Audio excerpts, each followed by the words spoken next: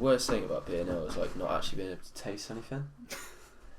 Even like, your own snotty saliva that's currently going through your system. I was trying to have lunch at work and I was just like, literally can't take, like, I had some, I don't know, noodle thing. I was just like, it's just as if I'm just eating like cardboard or something. Oh, that's gross.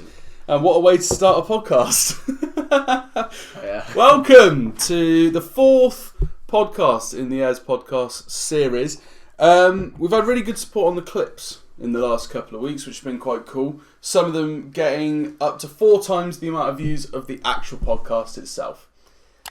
Kind of not surprising though, is it? No, I think it was to watch a clip then. Yeah, it's so much easier to do a clip than to do a whole podcast. There are people out there that are still enjoying like the full length podcast, so we're going to keep up with that, but it's kind of reassured me that we're doing the right thing in putting clips out as well. Yeah, no, definitely. And I mean, yeah, a lot of the time, like we've said in previous podcasts, people are only interested in certain parts anyway. Mm-hmm. So you're sort of more likely to nitpick the stuff you actually want to watch. Yeah. Rather than sort of trying to watch everything, then sort of skipping through it, and then trying to find that it's just sort of hassle, isn't it? Really. Yeah, it's a hassle, and I think when people see like, so for example, the Jake Paul versus Anderson Gibb clip got like 50 views straight off the bat. Yeah. Whereas like the whole podcast is on like 10 views. Mm. So it just shows like people were really interested in that because it's just a topic of conversation at the moment. Did you watch the? I did watch the press conference. Yeah. I mean, I know we weren't going to talk about it, but we weren't. But I don't know. It was all right.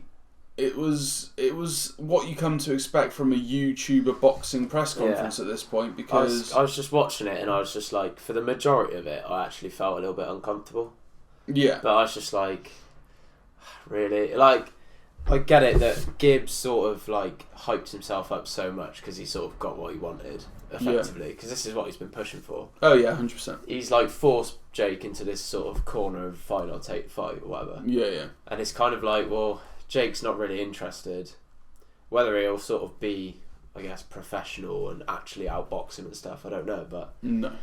Or whether he'll sort of be complacent and lose. But yeah, I was just kind of watching it, just like Jake really doesn't want to like be doing this. It's just he didn't want to be there because he doesn't feel like he is at the same level as Gibb. Yeah. He feels like Gibb is like below him. Yeah. Whereas Gibbs, like, nah, you are, like, viewership-wise, Jake Paul's doing worse than Anderson Gibb at the moment on YouTube and Instagram or whatever else. I was looking at, I think it was a couple of days after the announcement video was released on both their channels. Yeah. I'm pretty sure Gibb had more, after like a couple of days, Gibb had more views, and it was just like... So Gibb had more views after a couple of days than Jake had in a week. Mm. That was what it was. So like, but then Gibb had used Jake's footage, so Jake got Gibb's video taken down, and then wrote to Shaw and mugged him on Twitter. Yeah, which Harry had to get involved. But for me, that fight now, the press conference wasn't as bad as the Logan Paul versus KSI second press conference, which was the one in freaking LA. Embarrassing. Yeah, it was awful. It was so embarrassing. Like even both of them, to be fair, like. These guys are trying to like... I would say the LA one was worse than the UK one. Yeah, definitely. That's only because the UK one had True Geordie trying to like keep it on track, and he did a pretty good job of it. But in the whole look at the whole of the event, these guys were meant to be 2 YouTubers bridging the gap into mainstream media and mainstream sport, and instead of that, they looked like absolute fools. Yeah. In my opinion, it was just childish like playground arguments, which I thought were a little bit pathetic. But the Gibb and Jake one was all right. I mean, Gibb looks like he's just there to box. He doesn't really care particularly. But I mean, I'm pretty sure KSI is sort of, is he my age or is he about 26? He's 26. 27. Logan's probably 24, 5. Yeah. So I mean, obviously they're different to a lot of normal people, but up here? Yeah, exactly. So, like maturity levels are going to be a lot different. Yeah, they're not the most. They didn't seem like the most mature pair to begin with. When you then like look at But then, and that's probably mostly because of the audiences that are actually sort of going for. Really. Yeah. Because obviously they've got young audiences. So and I think DAZN themselves were trying to like get certain people into boxing. Yeah. Which, if you're going to try and get certain people into boxing to watch the fight and do the pay-per-view, you're going to have to try and convince those kids that find, JJ has no dick jokes funny. So I guess that was kind of expected, but I don't know, it just annoyed me, I think, watching it. And then the sort of follow-up to that is obviously Gib. I don't know how old Gib is, but I imagine he's 22, 23. Yeah. And then Jake Paul must be 21, 22. Yeah, around that. So, if not a little older. If anything, it's probably just going to be even worse in a sense. Yeah, I mean, it'd be interesting to see what happens. That's on a face value, not knowing anything about them sort of thing. But then saying that, a lot of like the like childish jokes were coming from Logan Paul saying like a balcony, wasn't he? But then he's American, so what do you expect? Yeah, I mean, I'm sure not every American's like this, but American celebrities and American like people on YouTube in particular seem to be more like out there and vocal and in your face and always trying to make a comment, and that those guys definitely are like that. The Pauls in particular are very much like that, and they do it on more than a regular basis. Yeah, I mean, I'm 100% generalising, but if you had every single nationality in a room, you are more likely to hear an American than anyone else. So, or an Italian, from my experience, because they're just they're irritating. And then they're loud with their hands rather than anything. Oh. I mean, there's anyway, that was an unexpected segment. That was an unexpected little conversation there, but I think that the press conference was what it is. The fight, who knows what'll happen. Vidal Riley was very quiet. I didn't see him say anything in the video that I watched. He didn't say anything in the video I watched, but then there was a clip put on Twitter that I watched where he just like completely annihilates Jake. So Jake's like going at Gibbs, saying about, you didn't manage to like knock out Jake Swingler and that sort of thing. Yeah. And then Vidal goes, you're talking about the past, but let's talk about now.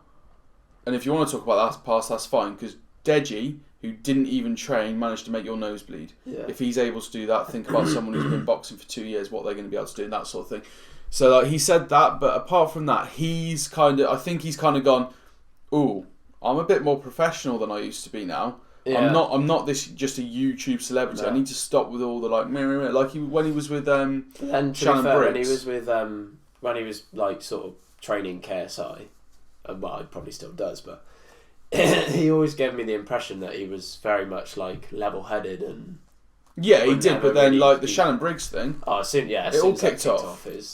So like he lost it there. So I think he's come into this one thinking, maybe. I need to not bite. I need to not be that immature kid anymore, because I am going to be the guy that bridges YouTube boxers into like professional boxers, and I need to be that role model now. And I think he kind of had that in the back of his mind when he was at that press conference, just because he I need to do something. Keep talking. Just because he had that like awareness. Oh, I forgot to press record, but I pressed record on that. It's fine. He had that kind of awareness that. So how does that work? I don't know. I want to go check it now. He had that awareness that he was there as like a representative for that sort of like that category of people that are trying to break it into mainstream. And I think that he's learned from his mistakes from the past press conference. Came into this one and was a bit more like, no, we're here to do a boxing press conference. So anytime anything kicked off that wasn't boxing related, he was just like, nah, I'm not going to get involved. I guess like, especially with the first fight with KSI Logan, they were on about, this is before he signed his pro contract with the Mayweathers. So he probably wouldn't have been, obviously he's been boxing his whole life, but he might not have had certain exposure as he will have had now. So like you say, he's then got this different sort of mindset to it now that he's been exposed and he's knows how it's properly done, I guess.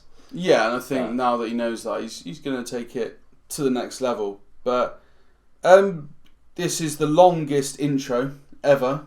Yeah. Because we've just gone a little bit off topic there, but we were talking about the full podcast. We said that, like, what I wanted to make quite clear to people was that in the clips, you don't get everything. You don't get our whole podcast in those clips. There's loads of things that we talk about that we don't include in clips. So if you want, like, the full experience, jump on that podcast. Just pop it in the background when you're doing, like, housework or whatever, and just listen to it, and there'll be bits that you won't have seen in the clips, is basically what I was going to try and get across. Yeah.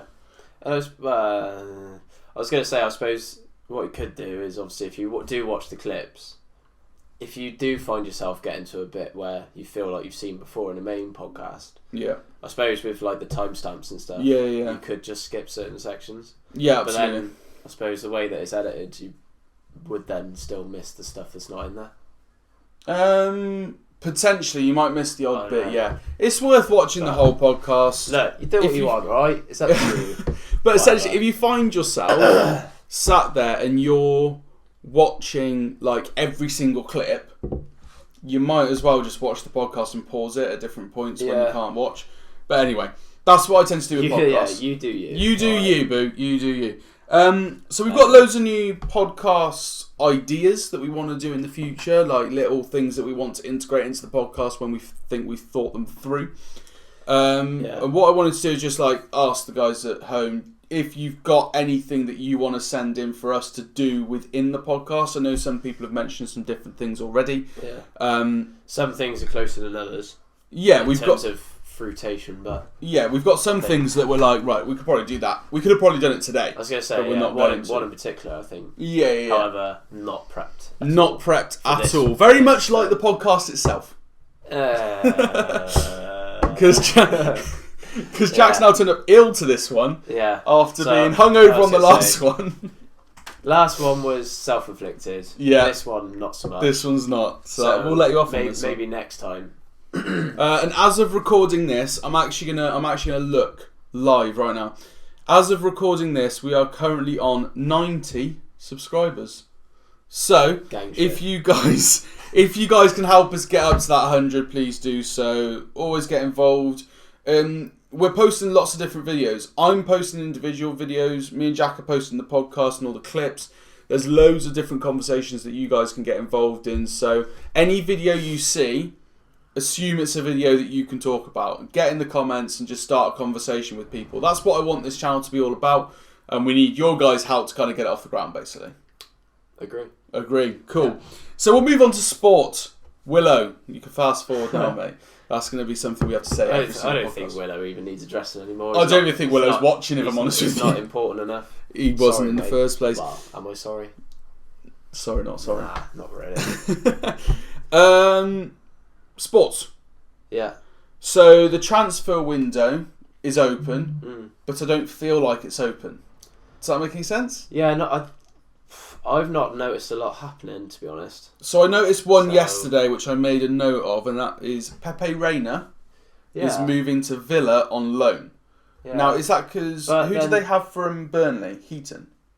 Yes. I think he got injured, like 2 weeks ago. So they needed a goalkeeper. Pepe Reina. But then... pretty standard goalkeeper to get. Who's Reina at? I can't remember. He's not AC. AC, yeah. They were saying that they're not going to let him go unless they get someone else in. Right. But he's gone out on loan. The thing is, they've got that unreal Donnarumma or whatever his name is. So this is what I don't understand about clubs. They'll have, like, world-class keepers as, like, their second choice. Yeah. And it's kind of like... I suppose, in a sense, you can't fully rely on your first team. Like, say, obviously with, like, Liverpool, right?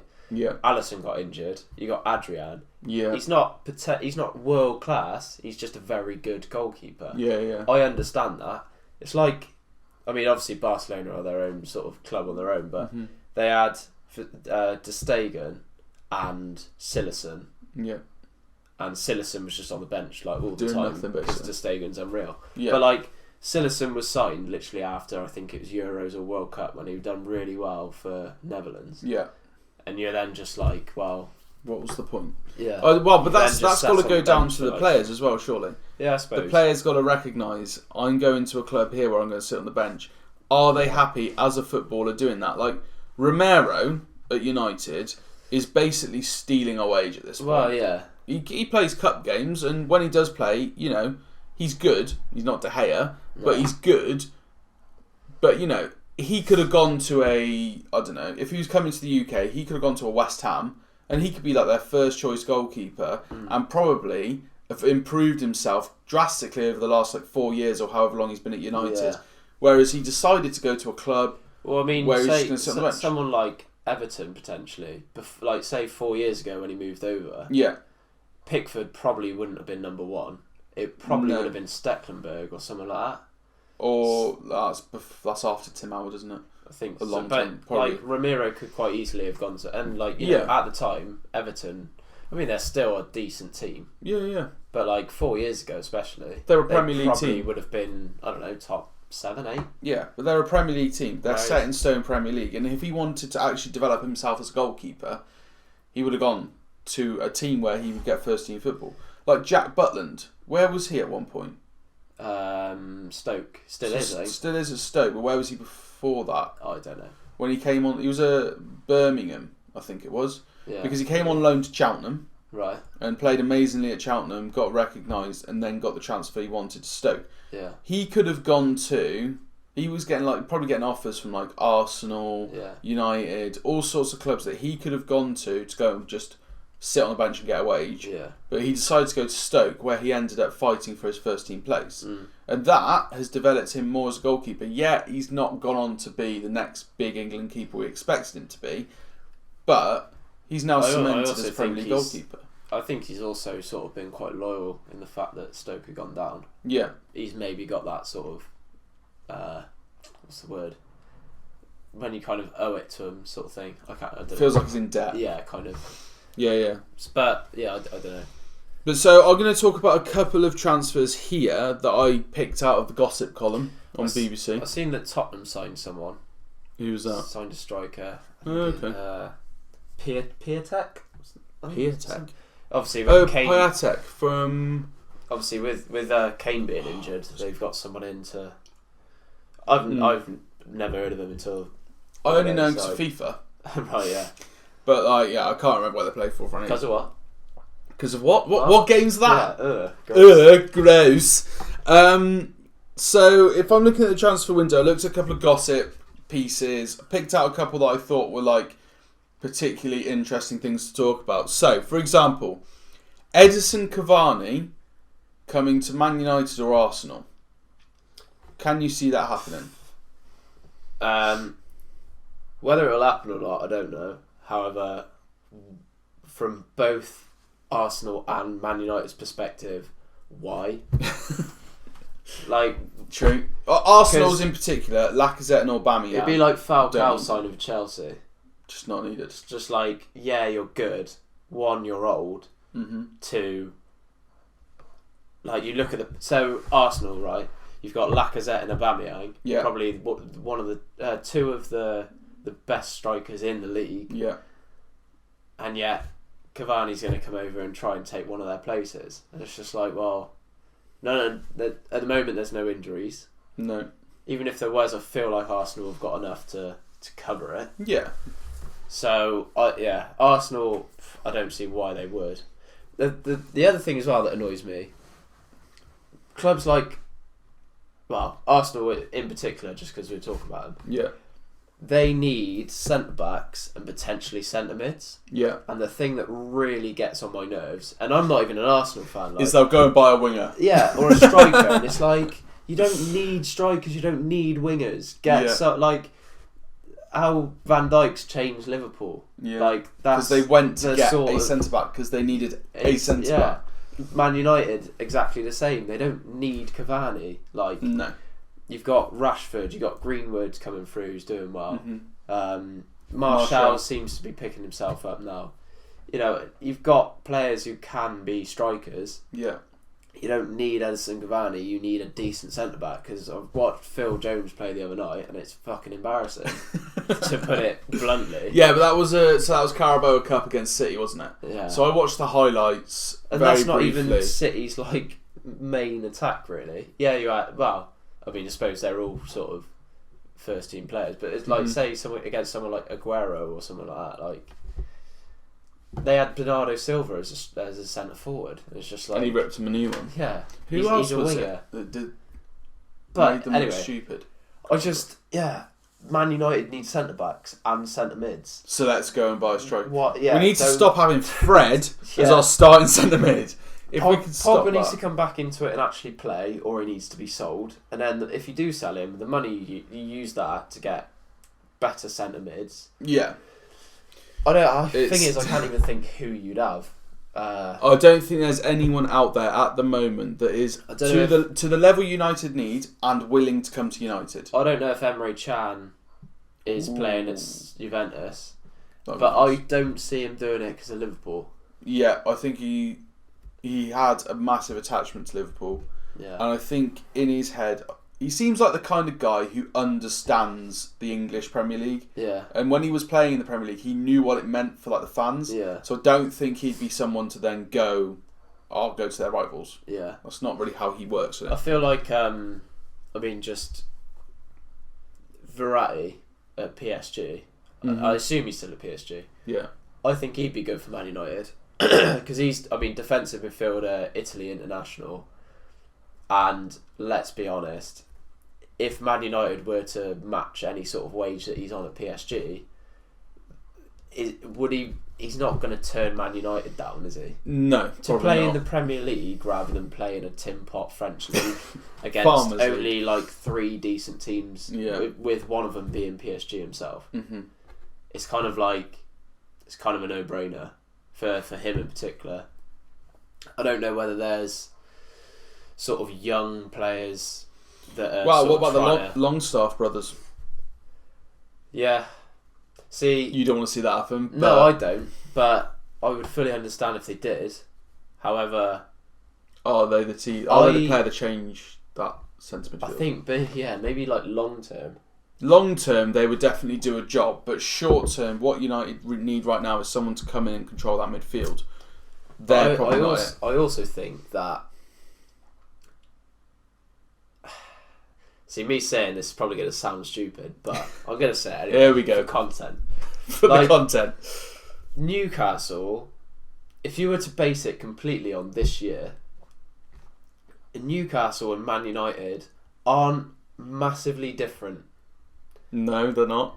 Obviously, in terms of like stature and all that, like you take everything out of context. If you look at them as a plain slate, if you were to have this team versus that team, you look at both. I know that we lost 3-1, 4-1 the other week. We obviously beat you 1-0 the first time, but I feel that wasn't necessarily a fair reflection of. It wasn't a fair reflection on the game, and certain United players turned up when they don't usually. They just turned up for that game. I would say, at the moment, basically my main point is going to be, for the Longstaffs to move, I feel like it would need to be a big step up. Or it would need to be, like, they would need to be sold this sort of long-term plan of, this is these are the steps you can make and all that sort of thing. And I guess Man United could offer that, but I don't know whether they then sort of take the bait, so to speak. I'm not sure. I think the Longstaff brothers would be tempted, but if they have someone behind them that has the footballing brain and the financial brain, they might say, how many years you got left in your contract? Whittle it down, and then if you do want that move, they'll come in for you when you got a contract going. Yeah. And then we won't make a massive. But and realistically, they've only Sean only came into the team maybe just under a year ago, or end of last season, I think it was. And Matty's only come into the team start of this season. Yeah. So, Man United, for a club like Man United, why would they look at Newcastle centre mids when they could look at PSG or Juventus? Yeah. Or the only thing I would be a little bit wary about buying older players at United, because I always look back at Zlatan, and Zlatan was a great player. Is still a great player, but I don't think he had the impact at United that people think he had. He kind of came in. It felt like he was going to save the club based on all the hype. Yeah, but he sort of helped and scored a few goals. But what did he do long term for that club? A few shirt sales. A few shirt sales, a few brand deals probably, and he kind of just, I don't know, he just faded into the background. I think it's just the natural progression of football, though, isn't it? You start young, you try and make an impact. If you do, and you get sort of to a big team, you want to make yourself a main player. Mm-hmm. And if you do that, you've either got a body like Cristiano Ronaldo, who's still technically like a 25-year-old, yeah, or Zlatan's not in bad shape. No. But he must nearly be 40 now or something. Yeah, he's pushing, isn't he?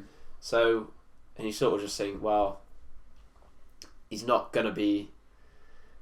I mean, he spent the last couple of years in America, scored a few goals, but realistically, that standard's not as good as. And you could argue in America, Wayne Rooney made more of an impact.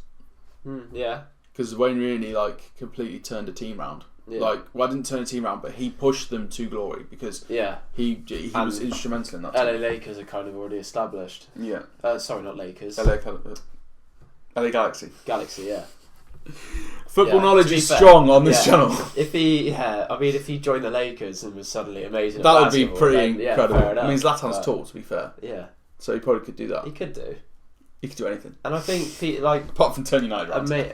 Amazing sports people, I think, are just generally good at other sports as well. Yeah. So he could. A bit like Petr Cech. He probably could give it a go at basketball. Petr Cech's moved to ice hockey and is doing really well. Which is fair play. Is he still Chelsea's director or whatever he is? Not a clue. Not a clue.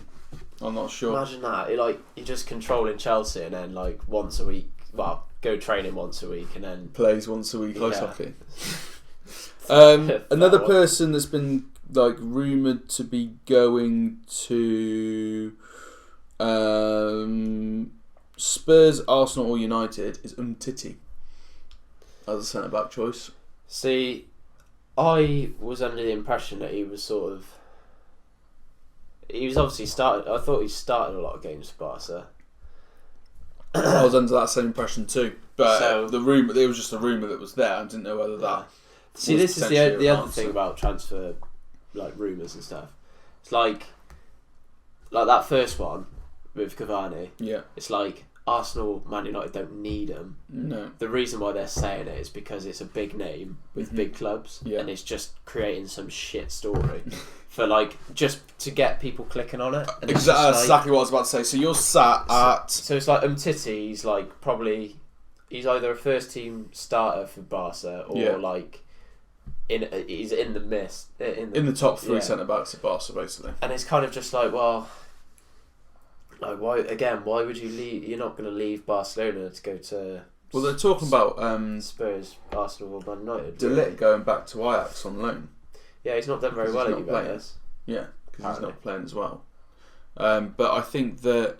But then that's just a short-term thing, I suppose. Get his confidence back, and then when he goes back to Juventus, he might do well again. Yeah, it might be that he's homesick. You got to remember, he's an 18, 19-year-old lad leaving home. Stuyben could correct us. Stuyben probably could correct us, but he's 18, 19 years old and has moved abroad. I would never have done that at that age. Yeah. And he's probably struggling with that transition. He doesn't speak the language. He's in a foreign country. But then, I think the Dutch are quite good at learning other languages, aren't they? Well, I'm pretty sure all of them Stuyben speaks better English than most English people I've spoken to. Yeah. Shan. Yeah. But yeah, I think that the Umtiti one would be a great addition to Arsenal and United. But Spurs have got two good centre backs already, in my opinion. Well, I think Alderweireld is potentially one of those that obviously there's a lot of talk about him leaving. Yeah, I know that he said recently that he has loyalty rather than money or something. Yeah. So, yeah, I mean, he must be 28, 29, so he's, still, I guess, in his prime, I guess. That Sanchez is quite young. I've not Sanchez, yeah. Yeah, I've not seen him play too much. But, I mean, he's another Ajax player, so you'd like to think that based on their youth system, he's going to be a decent player. Vertonghen? More of a left back now, isn't he? Yeah, he's kind of. But I mean, he can do a job. But then he must be, I guess, getting on as well. Yeah, late 20s, early 30s, probably. But like, I think that. Do you know what's weird? Like when, like years ago, you'd be looking at players and you'd be like, yeah, they're really old. Yeah. Whereas now I'm like, they're getting on, and then in like another like 3-4 years, I'm gonna be like, yeah, like they're fine. Like 28, 29, they've still got plenty of time. That's the thing. 27 years old, he's young, he's fine. Don't worry about it. But like, yeah, I think those three teams could all do with that signing of Umtiti if they could. Yeah, someone like Umtiti would be a good signing purely because he's a decent player and he's in the position that they actually need. Mm-hmm. Spurs maybe not so much compared to Arsenal, Man United, but definitely. It'd be a good signing for all of them. Will he get there? Probably not. It is just a big name, big clubs. That is the branding of that story. Unless like Arsenal, maybe not, but Man United, I feel like they just need to put their hands in their pockets. I mean, I know that they spent 80 million on Maguire, but if you're going to get a decent centre mid, just put your hands in your pockets, get someone insane, and they might have the same impact that Van Dijk's had. Mm-hmm. Like, you need to find someone. How much was Van Dijk? 70 mil, I think. Which at the time was a lot. But then he's won a Premier League. Well, nearly won a Premier League. They're bound to win it this year. A Champions League, a Club World Cup. Yeah. Any other silverware they can get their hands on. So one that I've seen here that is something that's been happening for seasons, it feels like now. Mm. Will Wilfried Zaha ever leave Crystal Palace? Well, they've done well, obviously, picking him up from Man United. Because, I guess at that point he was at a stage where he was kind of making the team but not solidifying a place. Yeah. I mean, obviously, so it was Arsenal, wasn't it, that tried signing him. Mm-hmm. I don't really know why. I guess Palace just... The way that the market's gone is kind of gone mental, hasn't it? So it's like, is Wilfried Zaha really like an £80 million player? No. Probably not, but Palace know for a fact that they can make advantage of a situation. So. Yeah, definitely. But I think that if he was to leave, I don't see it being abroad. I don't think that's something he'd be interested in particularly. But I mean, for a player like himself, if someone like Arsenal... But again, I mean, Arsenal don't need attacking players, really. I don't. They're going to do that standard thing you're annoyed at. They're going to sign someone in a position. Who else has he been linked with? I haven't got anyone written down there. It was literally, will he leave? So I know he'd want to with United at one point, but that was very brief. City potential, but they don't need players, let alone Wilfried Zaha. Unfortunately, yeah. I'll search his name and just see what. You search it up, and I'll talk about the last one, which was Ashley Young has rejected a contract extension at Manchester United. He's got United on strings. He's playing them.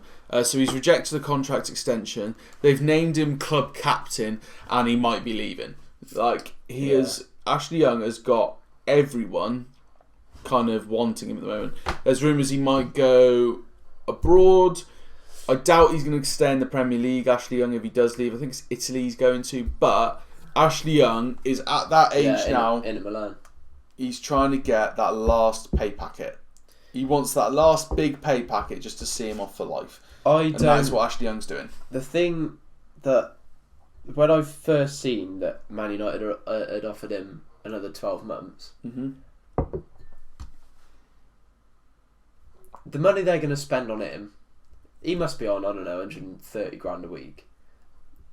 They could so easily go out and buy a decent right back, because that's pretty much what they use him for. Yeah. Find someone who's a decent right back, young, have plenty of years in them, and they'll probably end up saving money or whatever. Yeah, probably. But I don't know why he was made club captain. Again, like someone like Ashley Young, it's just a step backwards. Yeah. And I feel like that's why clubs such as Man United haven't recovered as they feel like they would, because they're taking these sort of step backwards, and it's just like, well, no, just start afresh, get someone new. Mm-hmm. He sort of does a job, but like, You ever really get excited, like as a Man United fan, and you see that Ashley Young starting with the captain's armband on?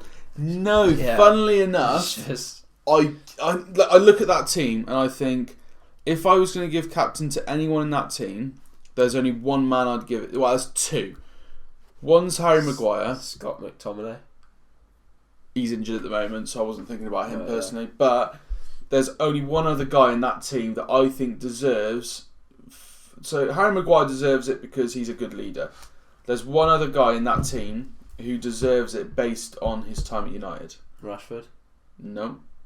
It's not going to be Lingard because he didn't do anything. No. De Gea? De Gea. That's the only guy who has shown... Yeah, he's probably got a little bit more money out of the times that he's been told he might be leaving. He's getting a new contract and all that. But he has stayed dedicated to United. He's been pretty consistent until and he's been the so past, good. like, few months maybe, where he's had a couple of mistakes. But yeah, but he has those every so often. Yeah. He does go through little blips, which could be nothing to do with his football. Unfortunately, that's the part and parcel of being a keeper, isn't it? Yeah, you make a mistake, it's highlighted. If Lingard makes a mistake, we don't recognise it because he's got 3, 4, 5 people behind him that could mop it up. But he's got stats to back it up. De Gea or Lingard? Lingard. No, let's not talk about Jesse Lingard. He's already matched his 2019 quota. Anyway, Jesse Lingard and his social media aside. Yeah. On the topic of Zaha,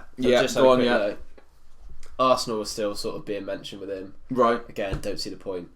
And the only other one was Chelsea. And then a couple of the news stories were like, somewhat certain people have told Chelsea to avoid it or whatever. Okay. So there's a couple of different links from there, but will he leave in this window?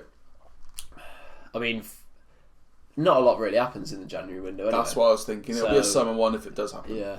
I don't know where he is contract-wise with Palace. Don't know. Whether he's got... If it runs out in the summer, they might try and sell. If it doesn't and they've got another year on him, they'll sell him in the summer. If they were trying to get 80 million for him from Arsenal last summer, I wouldn't have thought that he only... If he had a year left on his contract, they wouldn't be asking for 80 million. No. So I would assume they'd have 3 or 4 years left. Yeah, so he's probably got quite a few years. Then in the summer going to have 2 or 3 left. Yeah. Right, we'll move on to our other sporting football conversation. How long have we been going for? 37. So we'll move on to our other footballing conversation for today. Loads of clips of these right now. Mad. Clips galore at this point. Yeah. So who do we think is the best signing of all time? We're going to go for the Premier League. Who do you think's the best Premier League signing of all time? Oh, I'd be tempted to go European. Well, you do what you want, mate. I've got mine. You got yours. Go on. You start us off then. So I'd give you a couple minutes to just think of who you're going to pick. Cause I've got 2 people that we'll talk about. But so for me, based on not only the impact he had as a player, but also the fact that he's now managing the team and just basically an absolute Premier League legend. Yeah. Frank Lampard. I think signing him so I had a little look up of what the actual figure was. 11 million from signing him from West Ham. Absolute steal that is. He's just unreal, isn't he? Well, yeah, he scored 160 or 70 odd goals from centre mid. He was, a leader for him. He's won loads of trophies with them. Obviously, like Premier League, I think, is it 2 or 3 times? Maybe? Yeah, a handful of FA Cups. Champions League once, I think. Europa League? Was he in that? No idea. Or was that too late for him? He went to Man City for a bit, didn't he? But oh yeah. I just think, if you've got someone like Frank, you think now, if you had Frank, even if Frank Lampard in his prime was in your team, you're bound to just be a top team, one of the top teams in that league, regardless of what league you're in. Yeah, he's just such an influential person. Mm-hmm. He's very commanding, technically unreal, and I just say he's now sort of producing his actual his own personal skills into now his Chelsea team are now thriving, and they're all like young academy players. Yeah. Which I mean, the transfer ban, isn't it? Because they didn't have the. I feel like they sort of got forced into it. However, I'm surprised that they didn't actually do it earlier because it talks about Ajax's youth team being like unreal. Chelsea are exactly the same. They just get really good young players, loan them out, and then they just end up being sold, and it's just like for them to actually now use the resources that they have, it's actually worked in their favour, and they should have just done it ages ago. Look, I remember when Ruben Loftus-Cheek first played for Chelsea, and I was like, this guy is quality. Yeah. I mean, it hasn't his career hasn't exploded yet. Well, I think he got injured, didn't he? Quality. I can only assume he's injured. Like, why he wouldn't be playing? Doesn't he play for another team now? No, I don't know. I thought he was still at Chelsea. Potentially. Okay. But like seeing him play for the first time, I was like, he's insane. So he's quality. But then Lampard, as a player, on the pitch, insane. Did everything for his team possible. Off the pitch as well. I feel like a young lad in England growing up whilst Frank Lampard was playing. Yeah. He was one of the best role models out there. Oh yeah, 100%. He's a massive icon to a lot of players. Like, I've only really started playing midfield in like the past year maybe, or this season probably. But like I've always been like a striker. So obviously when I was growing up, obviously as a Newcastle fan, I was always looking at Shearer and Sammy Ameobi. World class. Shola. No Ranger. But but like always, like my best mate's a Chelsea fan, so I always sort of, I guess, followed Chelsea in a way. And obviously you had players like Drogba who were unreal, and like you had Cech who did like a really good service for him over, 6-7 years. John Terry, another world class player. See, I don't know. I assume he was through their youth team. I don't actually know. John Terry. But again, if they signed him from somewhere, he would be another signing of all time, because again, leader, legend, captain. But yeah, like it's obviously Lampard like taking over as manager now. I just the actual service he's done to Chelsea themselves. It's not just about obviously his playing career, but obviously his managerial career as well. Yeah. So you've chosen someone who had a massive span of playing for a club and was signed for a small amount of money and produced, years and years of content for them. Yeah. I'm picking someone who joined towards the tail end of their career and just produced one season of pure madness. And that man left Arsenal and joined Manchester United, and his name was Robin van Persie. Now, and what a season it was. Was an insane season for the whole team. Yeah.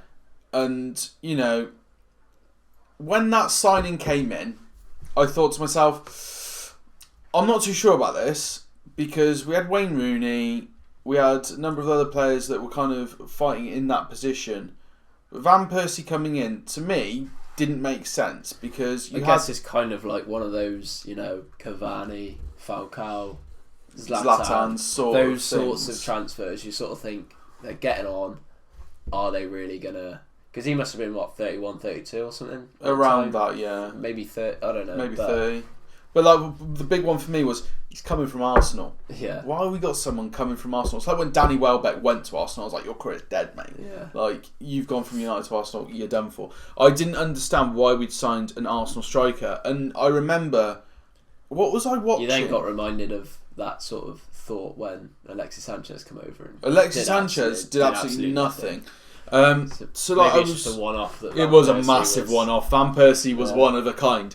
But I remember watching something recently, and I think it was Gary Neville talking about things that have changed over the years in football, and he's talking about nutrition and that sort of thing, and then he starts talking about a player that managed to play for longer than they should have, and that was Van Persie. Yeah. And he said, I remember when Van Persie joined, and we got an absolute rollicking from Sir Alex Ferguson. because Van Persie joined the club and we weren't passing to him. Right. Because we were so used to playing these little short balls in between players off Wayne Rooney and all that jazz, and we weren't putting the balls over the top through to Van Persie. He said then, 2 weeks later, Wayne gets the ball on the halfway line, looks up and sees Robin making that run. Yeah. Robin's been making that run all season, but we've not actually picked him out. Yeah. We worked on it in training. Rooney picks it up, looks up, sees Van Persie going, pings it, and scores the most iconic goal of that season. Yeah. That volley was impeccable. You see the happiness in his eyes. It was insane. Like, I remember watching it recently and seeing that goal, and I was like, not even these lights just glistening. This is just pure joy. This is all coming at me. I'm radiating it. So like, it was one of those moments that I was like, that's why we bought him. Yeah. And then he went on. His season was just insane. He scored like stupid 20 goals or something. Yeah, he won the Premier League that year. Yeah. Which made Arsenal fans bitter. Very bitter. AF. I'm pretty sure it started Arsenal Fan TV. Probably. That season was probably around the same time as Arsenal Fan TV kicked off. Robbie completely lost his head. Yeah. But for me, that is the Premier League signing of all time, because they needed someone to take them to the next level to win that Premier League. Fergie saw a player, bought a player, utilised that player, and the result was winning the Premier League. So do you say that's more of a reflection of Fergie or Robin Van Persie? Van Persie and Fergie. Like, Fergie for seeing what he needed, doing something about it, following it through, getting the result. Van Persie for not trying to mould to United's play style and staying with his own play style and being like, no, this is how I play football, I can get results, and showing them that that's how he does it, and then it worked out. I suppose the one thing that is different, obviously there's a lot different between our choices, but the main one is the fact that obviously Lampard's had so many years with Chelsea, and he's had so much success because of all the trophies that he's won. Yeah. Van Persie's obviously playing for Arsenal, been very close on multiple occasions. Yeah. To then finally get that Premier League title at Man United is just that sort of cherry on yeah, top. I mean, in that year as well, he also revamped his international career. Because that's the year he scored that diving header. Oh yeah, from that one. Daily Blind, wasn't it? Yeah, that diving header. Like, I don't know. I feel like that's such a success story on a short time frame. Yours is such an iconic story over a long time frame. Another one I want to throw in the ring. So I was going to say, what was your? You said one or two. So my other one that I want to throw in the ring, because I think this man, when he turned up to a certain club. So you talk about Real Madrid. You talk about the Galacticos and all that jazz. You've got Zidane. You've got people that go down in history as being iconic players for Real Madrid. Yeah. When Cristiano Ronaldo left Manchester United and joined Real Madrid, it gave that feeling back again. I feel like there have been a couple of years at Real Madrid where we didn't have that feeling for a while because certain people weren't playing for them anymore. So the more you think about it, the more like the number of signings that you sort of think of just keeps like Van Dijk. You could put him on the table, couldn't you, as best signing of all time? But I just think in players like Wayne Rooney from Everton to Man United. Yeah. Like the service that he had, Alan Shearer from Blackburn to Newcastle. Yeah. He didn't do as much as other players, however, he's still the leading Premier League goal scorer, And he's the most iconic Newcastle player of all time. Well, yeah. Apart from Alan Smith and Lee Bowyer. Eric Cantona. Yeah. To Man United, the years that he sort of created, and like you say, Ronaldo. Yeah. Rio Ferdinand from Leeds to Man United. Yeah, there's just so many. Like, didn't really think about it, but like I think I would still stick with Lampard purely because of the managerial side as well. Yeah, I think I would probably go for. I wanted to do Robin Van Persie because it was completely contrasting to your opinion. Yeah. But I think Ronaldo to Real Madrid, just for the sheer size of it all, and the wow factor of it all. That was a weird transfer window. And then he's gone and scored 450 goals for him. So insane. He's won everything under the sun. Player of the year, not multiple times. Yeah. He's something still, special. in my opinion, the best player ever. Yeah. I would argue that I would rather have him than Messi in my team. Yeah, 100%. But also, I would say, I think we're going back 2 seasons now. Not last year, the year before, 2018 Champions League. I'm still going to stand by this point because I was watching. This is all coming from me watching a video the other day. Yeah. Of the best goals of that season, and they put Ronaldo's overhead kick. Oh no, it wasn't that season. It was Champions League in general over the last decade. Right. They put Ronaldo's overhead kick in the semi-final above Gareth Bale's overhead kick in the final. Nah. Gareth Bale's overhead kick in the final is better than Ronaldo's in the semi-final. Yeah, your first sort of argument on it is the fact that it is the final. Yeah. And it was out of favour. Zinedine hates me, Gareth Bale. Yeah. Doing that and winning them the Wales Golf Madrid in that order. Yeah, Wales Golf Madrid. But that I just want to put that out there. Yeah, fair. That goal is better than Ronaldo's. Anyway, and we're my gonna goal's better than Gareth Bale's. Yours didn't which happen. is now going to be put in. this goal will never get put. I'm gonna insert the clip, Matt, of you scoring that penalty last season. Yeah, but it's not as impressive. So no. It was just slotted bottom corner. Right, so before we move on, because we don't do this enough, go on. I want to know what everyone else's transfer of all time is, basically. There'll be some interesting ones out suggestions. Jordan, I think, will agree with mine. Yeah. Stuyven will probably really hate you for yours. Yeah. Or just be really bitter. He's just bitter, isn't he? Yeah, but he's also got Ajax on the other end where he's produced so many players that have got off. See, that's the problem. Ajax don't really sign people. No, they sign. From what I know anyway. They don't sign a lot of people, they just produce them. Therefore, they never have any decent signings because they already have the good players there. That team must have mad profit. Must do. Absolutely insane profit. Anyway, we are going to move on. Challenging for Champions League and whatever. Yeah, they are. Well, not so much this year. We're going to move on to entertainment because we've spent over an hour, I think, on football now. 50 minutes. Crikey. So, entertainment. I've got one thing that I wanted to talk about that I've watched recently, and that is Fleabag. Now, Fleabag is quite an old show, really. Oh, it's not that old, but it's at least a year old. It's not brand new, let's put it that way. I've seen people talk about it, but I've never watched it myself. So it's based. You're going to have to take the lead on this. So it's based on a 29-ish-year-old woman. Don't spoiler it because I might be tempted to watch it. You will be. So it's based on a 29-year-old woman, and she's basically going through life, and the things that she comes across, she's a business owner, for example.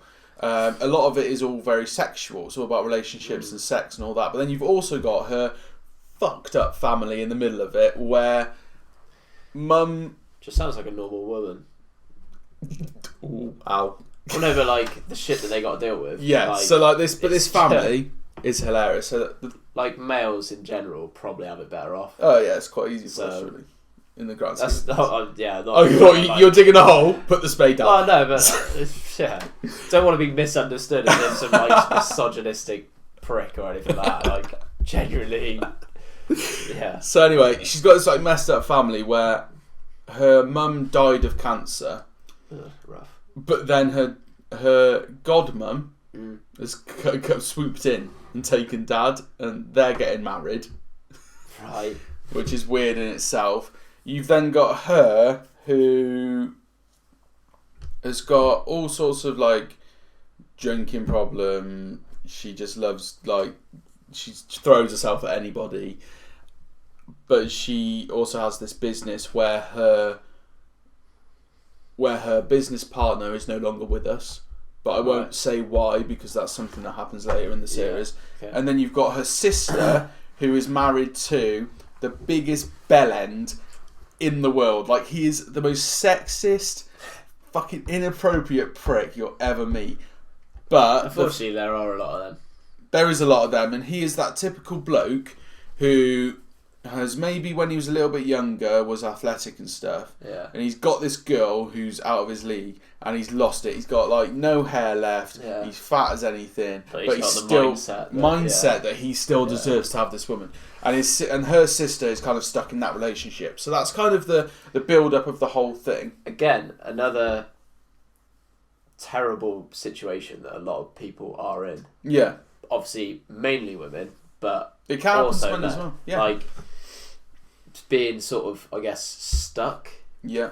In a sort of relationship that, like in that in that sense, he thinks he's sort of entitled to her. Yeah.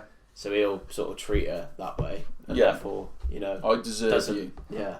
But then there's loads of stuff that happens from anyway, there's loads of stuff that happens from his perspective that like you can, basically a lot of it is the main character biting her tongue because he's saying stuff and doing stuff and she's like, fucking wish I could just wish it, because like, so dad hasn't got the best relationship with the daughters because the daughters, he basically sends them off to do like women-y things because they don't have a mum anymore.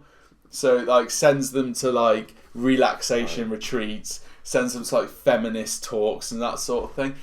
And that it's just really funny. But like the funniest part of this whole series is the lead actress. She is unbelievably good at her role. Doesn't she? Yeah, so she writes it. Probably got a producer with her, but she writes it. I don't think there's going to be a season 3, which I'm gutted about. Right. But she writes it and stars as the lead character. But like she'll be having a conversation and then mid-conversation we'll be talking and then she'll turn to the camera and say something quite funny and then turn back and be back in the conversation as if that person hasn't heard it. So House of Cards, I don't know if you've seen it. I haven't seen it. It's on my I added it to my list recently. Frank Underwood, yeah, I think it is. He's obviously making himself president. But like that's the one thing I absolutely love about that show is the whole talking and then talking to the audience and then as it's if just they can't hear it. Like that concept, I think is unreal. Because the way she does it is they'll be having like a conversation or they'll be like on a date or something. It'll be really sexualised. She goes, "Bet he would," and then comes back. It's just like perfectly timed. But there's season 2, like slight spoiler. Someone else comes into the frame. And they pick up on her doing this. Right. So she like turns to the camera and says something. He goes, "What are you doing? What are you doing? Yeah. Why'd you keep blanking out?" And it's like a running joke for the rest of season 2. And they're like, he's like, "Can you just stop doing that? Yeah. Like stop blanking out." And she's like, "I'm not." And then looks at the camera again and went, "You did it again!" Yeah. It's quality. It's really well written. Yeah. No, like they do it in House of Cards, but the other way that they do it is not like to add to the point, but like he would be sat down with someone and be like, "If you do this for me, I will give you this."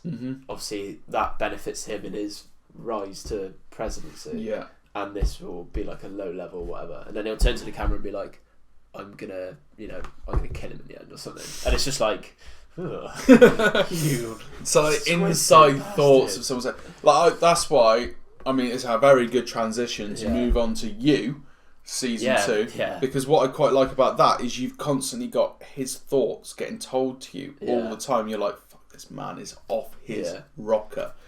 I think it also, like, it's good in terms of, like, production because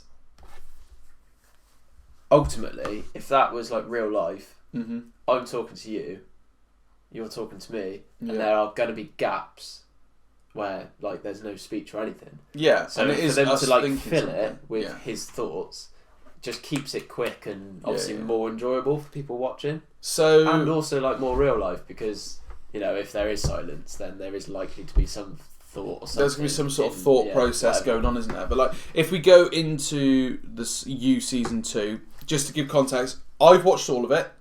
I've watched 7 out of 10 episodes. 7 out of 10 episodes, but we're not going to spoil anything. So you can listen to this. What? Huh? You can listen to this / watch this, whatever you might be doing, and be completely safe of any spoilers happening in the podcast for You season 2. But You season 2, I was a little bit sceptical because I finished watching You season 1 a year or so ago, and I was like, how are they going to do it different? So that's I'm trying to think back at what we discussed last time, and I obviously had watched, I think, 5 episodes when I was trying to explain to you what I meant. Yeah, so you were talking about the references back to season 1. Yeah. So so it wasn't the same as season 1. No. But it was a lot of so now obviously you now understand what I'm on about. Yeah. So essentially, guys, what happens is at the end of season 1, Candice returns. Now, for us, that was Candice is back. She was on holiday. She was in Italy or wherever it was, and she's come back. That doesn't mean much to me. What you then find out later on is that she's very much more involved. She's more involved than you think she is. And she wasn't necessarily happily on holiday. She didn't actively go on holiday by herself, let's put it that way. Something else happened that resulted in her going on holiday. Yeah. So she's very much still involved. But when I saw that ending to You season 1, I was like, I'm done. That was really good, quality TV, but I'm kind of happy with where that's been left.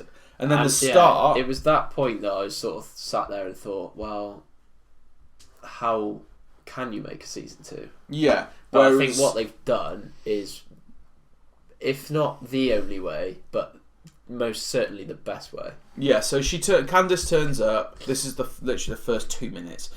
Candice turns up, addresses Joe for everything he's done with Guinevere Beck and the therapist and all this sort of jazz. The friends' deaths and all that thing. So he then goes on the run. He's like, I'm going to go to the bathroom. I feel sick because she's like, oh my god, you look like you've seen a ghost, and she's trying to really nail him for what he's done. I know everything you've done. I'm going to get you done. I'm going to finish you. And he's like, oh, I need to get some air. So then he goes on the run, and you then follow his story on the run. Now, I know the ending of season 2, so I'm really going to try and pick my words very carefully here, not to ruin it for Jack, not to ruin it for you guys. But by the end of season 2, you realise why he finds himself in these pit holes of trouble all the time. So the main thing for me was he turns up at LA, and of course, within an episode, he's met met Love. Yeah. And Love is his new love.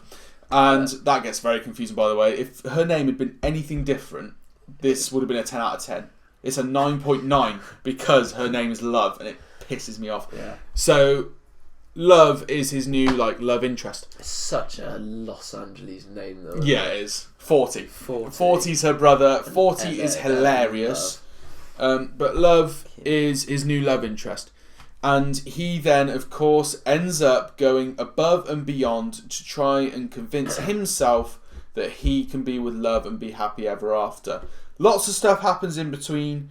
Lots of things that you recognise from the original series kind of tie in and create the plot, which is brilliant. Yeah. I got an impression that he was actually genuinely trying to not do what he's done. So yeah, previously. It goes on and on and on. Like the actions he was sort of doing, I guess. Yeah. What he was doing made me feel like he was he was repeating what he'd done before in season 1.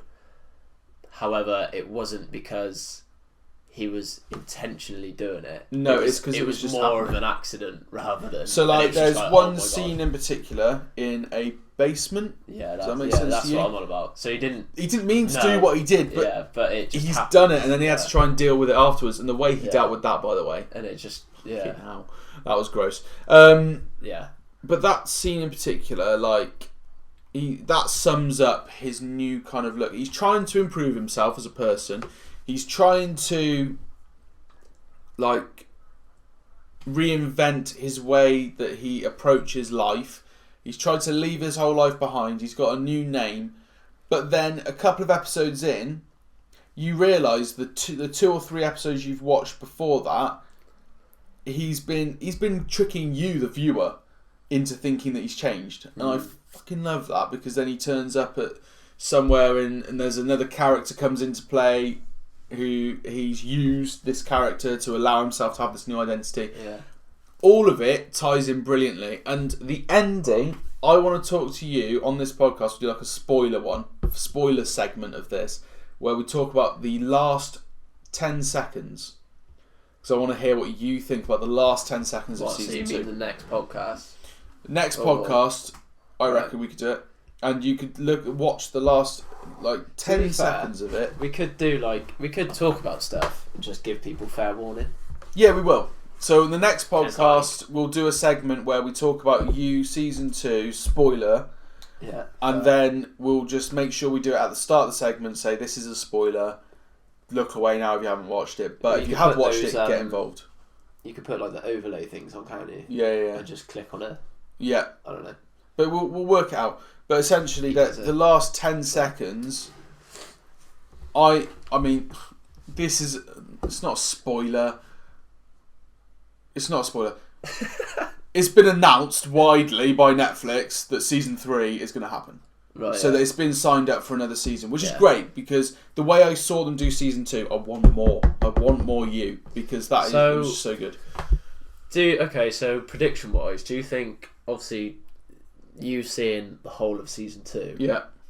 Do you think that season 3 is going to carry on in the same vein as season 2, or do you think they'll change it yet again, like they did from 1 to 2? I don't think. It's hard to say without spoiling it. Right, so the situation he finds himself in now at the end of season 2. Maybe we do the predictions next time. Yeah, we'll do predictions next time. But I'll say this: okay. The scenario he finds himself at the end of season 2 is completely different to where he found himself at the end of season 1. Would you say it's worse? In terms of... It's more complicated. That's what I'll say. So for him, if you were him in his shoes, would it be a worse situation? Or it's just complicated? I'm not going to say it. I'm not going to say it because it'll ruin it. But we'll do that in the spoiler cast, which will be next podcast. One little thing that I thought would be quite a cool little segment. I'm very aware of the time. Jesus. I just need to blow my nose because I... Oh, that's beautiful. Yeah, so I'll just move away. So, I'm very aware that... Don't start a segment then. You just edit this out. I'm very aware. I'm not going to edit it out. We're fine. We're a raw podcast. I'm very aware it's 11:30 and I'm getting picked up at 10 to 1 to go and play football and I've not eaten yet. Yeah, and I've got to go at 12:30. And you've got to go at 12:30. So, we've got an hour to finish this podcast, eat some pasta and be on our way to football. So... Is going to the cinema worth it? Because no. this is all this whole discussion. In a nutshell, no. Next, no. But this whole segment has come from my grandma buying me a Cineworld voucher for Christmas, and I looked at it and I was like, cool. And it was a joint present for me and the girlfriend. So we're like, we don't really know what we're going to go and watch. We're kind of like a one-off voucher or like a membership thing. A one-off voucher. Right, okay. So it's not like a. Because I think if you're like a film fanatic, yeah, and you get those membership things, I think it can be worth it. Yeah, so especially if the cinema is local. Yeah, I've got a friend at work, and she goes on her weeks off. Goes twice a week. Yeah. So she makes the most of it easily. I just don't know if films are appealing anymore, or a lot of them anyway. So I watched the Star Wars film recently. Like for example, that good. Cats has just got absolutely slated. It's got absolutely annihilated. So Ricky Gervais was hosting the Golden Globes. Yeah, that was. Did you see his whole intro? I've watched all of his. Yeah. So he rinsed everybody, but then he went. But no one goes to cinemas anymore, and I was like, God, here we go. And he just rinses cinemas, being basically a shit version of Netflix. And he said, we might as well turn them and go, well done Netflix, you've won everything. Good night. But we have to drag it out for 3 hours. Yeah. So that was kind of quite a key point that I was going to make as well. Do you go to the cinema anymore? Is it something you do, or is it something that maybe you did 5-10 years ago, but now that Netflix is here, it's not that applicable anymore? That second one. Yeah. I mean, I think that you can make good films still. Mm-hmm. I just feel like a lot of films that are released just aren't as good as what they potentially used to be. Yeah. So, and let's be honest, it's so much easier to pay £10 a month and sit in bed and watch something on your own telly than it is to go out, drive to a cinema, pay. You probably pay like a tenner anyway. Yeah. I mean, I think the prices have come down now. They're more like 6-7 quid, aren't they? But it's come down a bit. It hasn't come down as much as you want it to. But like, I feel that like the cinema experience itself for watching a film is second to none. Like the big screen, the seats, the surround system. I feel like the actual setup itself. I was going to try and argue that, but I think you are right. In terms of actual setup, I think it is the best that you can get. I just don't feel like it. Like the question you'd have to ask yourself is, would it add much of an impact on your viewing experience for that film in particular for it to be worth going out and doing it? So for some people, it is like people that are like film fanatics, love going to cinema, love the experience, and people that follow certain franchises. So this is going to sound really fucking sad. So when Toy Story 4 came out, I was like, I've got to go and watch this in the cinema because I grew up with Toy Story. I've seen all of them. Yeah. It came out, I was like, I've got to go and watch this in the cinema, and I didn't regret it. Yeah. It was quality. Yeah, it was a great film. But when like Star Wars came out, I was like, I'm not bothered by it. I haven't actually watched the last few in the cinema. I'll catch them when they turn up on whatever service I pay for. And I ended up going with work. So I go to cinema irregularly with work when it's appropriate to. So I've been to the cinema to see like Star Wars. I've seen a Detective Pikachu at the cinema. I go like ill frequently with them. And the experience in the cinema, I do like it. And what you said about the quality of the screen and the quality of the sound and stuff is second to none. But I prefer my own house because I enjoy in a film. I'm not sure the girlfriend loves this, but when we're watching a TV series or a film, I like turning to her and going like predicting what's going to happen. Yeah, you don't do that in the cinema because you've been a jerk and you're just annoying other people. But also, like, I mean, you look at a practical point of view as well. Like, say. Just trying to think of a film that you'd watch on Netflix or so. Like, so I've not watched it yet, but The Irishman has just come on Netflix, and I want to watch that. Yeah, same. I feel the new one that's come out is The Gentleman, isn't it? I think there's a new film in cinema called The Gentleman. Right. Okay. Yeah. Anyway, so The Irishman. So if I was to watch that, I mean, I don't generally like pause or anything like that during a film or talk through it. However, you could quite easily, if you're at home, right, and you're thirsty, you just go, right, okay, just pause. Go get a drink. Go get a drink, get food, whatever. Yeah. Come back, start. And like, if you're at the cinema, like, you've got to get up, you've got to ask people to stand up, you've got to shuffle past them, and then sorry. And then you miss part of the film, probably a key scene. And it's just like, I think, in terms of just purely because it's so much easier, I think the majority of people would just prefer to watch stuff on Netflix. Yeah, and the problem with like going to cinema, which is why they've sort of done so well, I guess. Oh, they've absolutely smashed it. I reckon they're the best company at the moment. I'm trying to think of a company that I think of in higher regard than Netflix. I don't think there is one. Well, it depends your definition of regard. So, like, think highly of. So, who do I think? So, when you say Amazon to me right now, I think didn't fucking deliver my headphones. That didn't work out. A book that I bought for Kate recently turned up earlier than expected, which I know is a good thing. But why tell me it's gonna? Because she then started reading another book, so then she hasn't managed to start the book she wanted to read because she was waiting for it to be delivered. Does that make sense? Like, that's a stupid thing, but like, I was going to say it's a very stupid. It's a stupid thing, but like, in my head right now, Amazon fucking shit. Right. I mean, 2 weeks ago, Amazon were great because of the football. Yeah. But now I'm like, nothing's on Amazon Video that I want to watch. Pretty stinky. Their delivery's been crap recently. I suppose your argument could be that Netflix don't have as much on there as you'd like. See, I'm always got stuff I haven't watched. Or the fact that American Netflix has loads more than UK. Yeah. For some unknown reason. I suppose rights and whatever. But, yeah. And like, I don't like it when I click on... So I was scrolling through Netflix last night. I was like, right, I need to start getting better at watching stuff if I'm going to be talking about it on the podcast. So I was like, right, add to list. And then I got to Lucifer, which I've heard's good. But then they've only got season 4. So I was like, I know that they only bought the rights on to Amazon for the first 3. Yeah, they bought the rights to it and made season 4. So they didn't make season 1, 2, 3. So I was like, but I can't be asked to go find season 1, Gavin 2, 3. and Stacey. Yeah. It starts with season 2, I think. Yeah. So I watched season 1 on iPlayer. Yeah. And then move over. And that's the same with Fleabag. Like, I started watching on Amazon Video season 1 and then ended up moving over to BBC iPlayer. BBC iPlayer for season 2 because they didn't have season 2 on Amazon.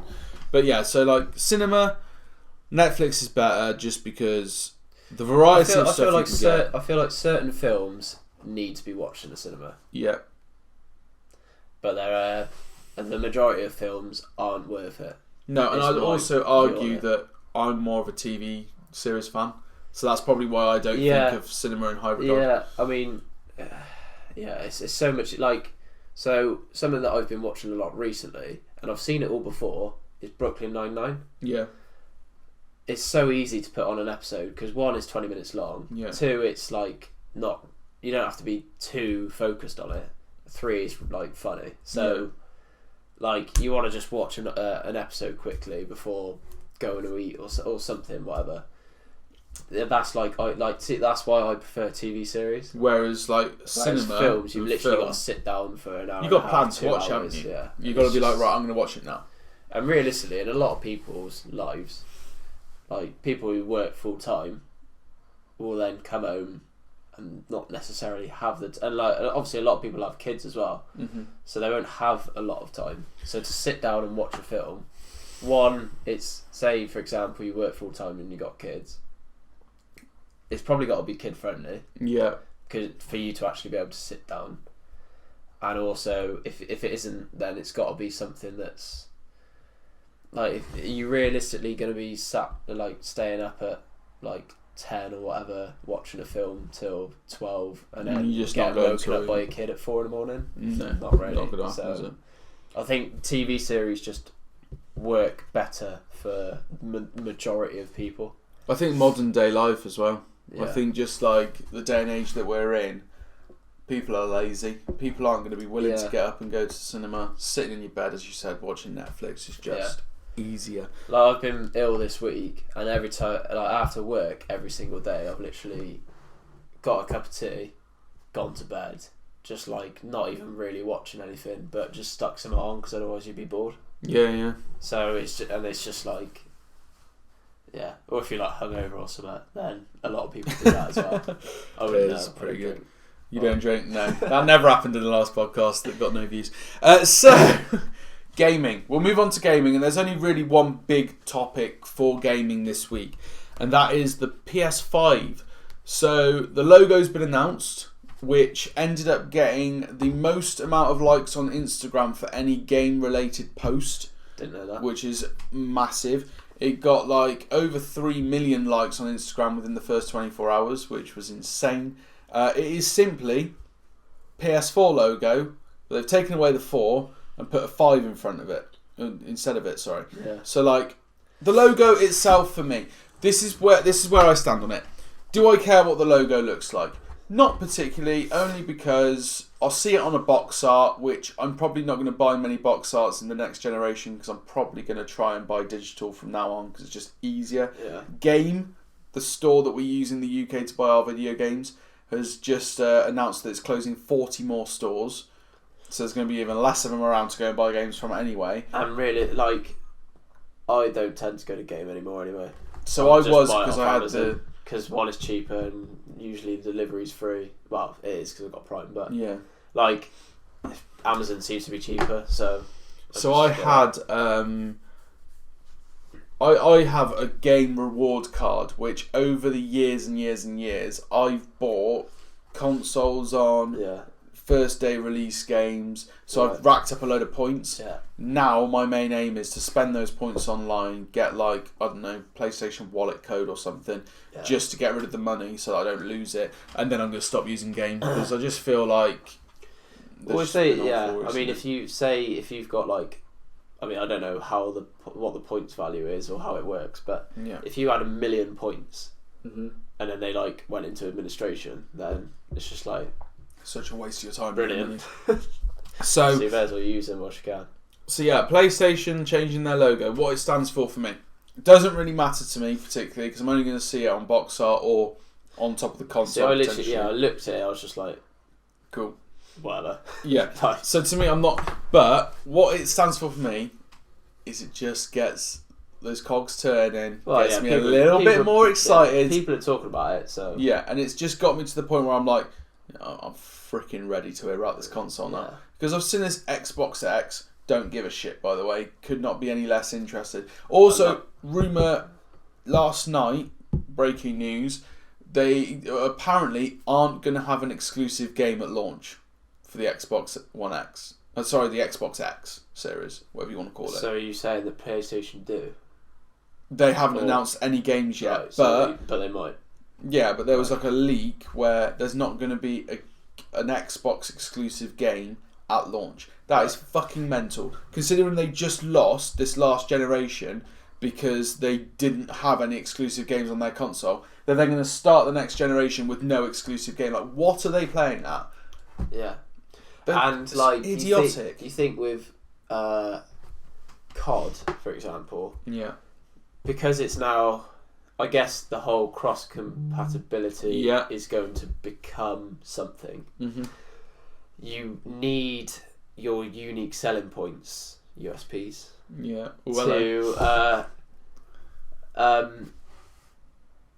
to make people want to buy your console. Yeah, like the only reason I ever bought an Xbox One is because Tomb Raider was exclusive for a year on it. Yeah. So I bought the console to play Tomb Raider. For me, I probably won't be buying a next gen console because I'm very much more PC now.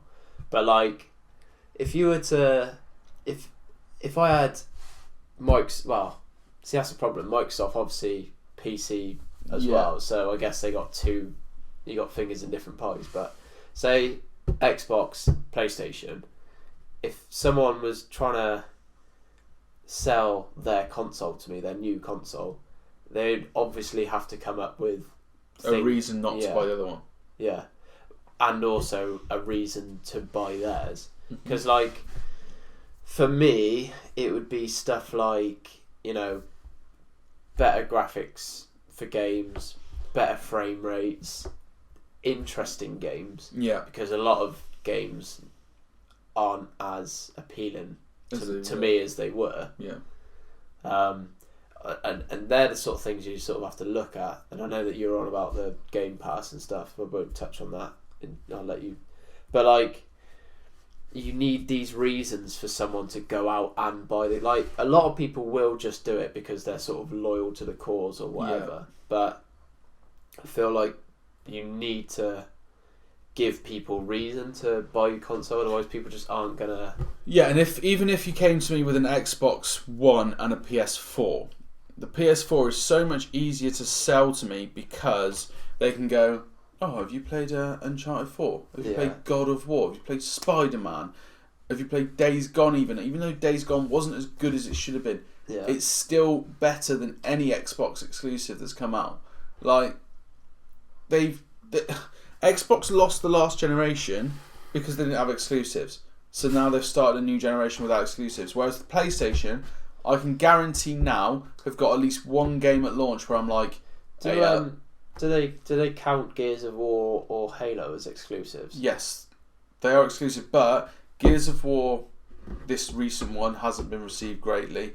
Halo, I've not heard anyone talk about Gears of War because when I was back at school, Gears of War 2 I think was released, and everyone was mental for it. Like, I've always been COD, so I've never really played it, but like, everyone was absolutely mental for Gears of War. So the reason that I was mental for Gears of War is because I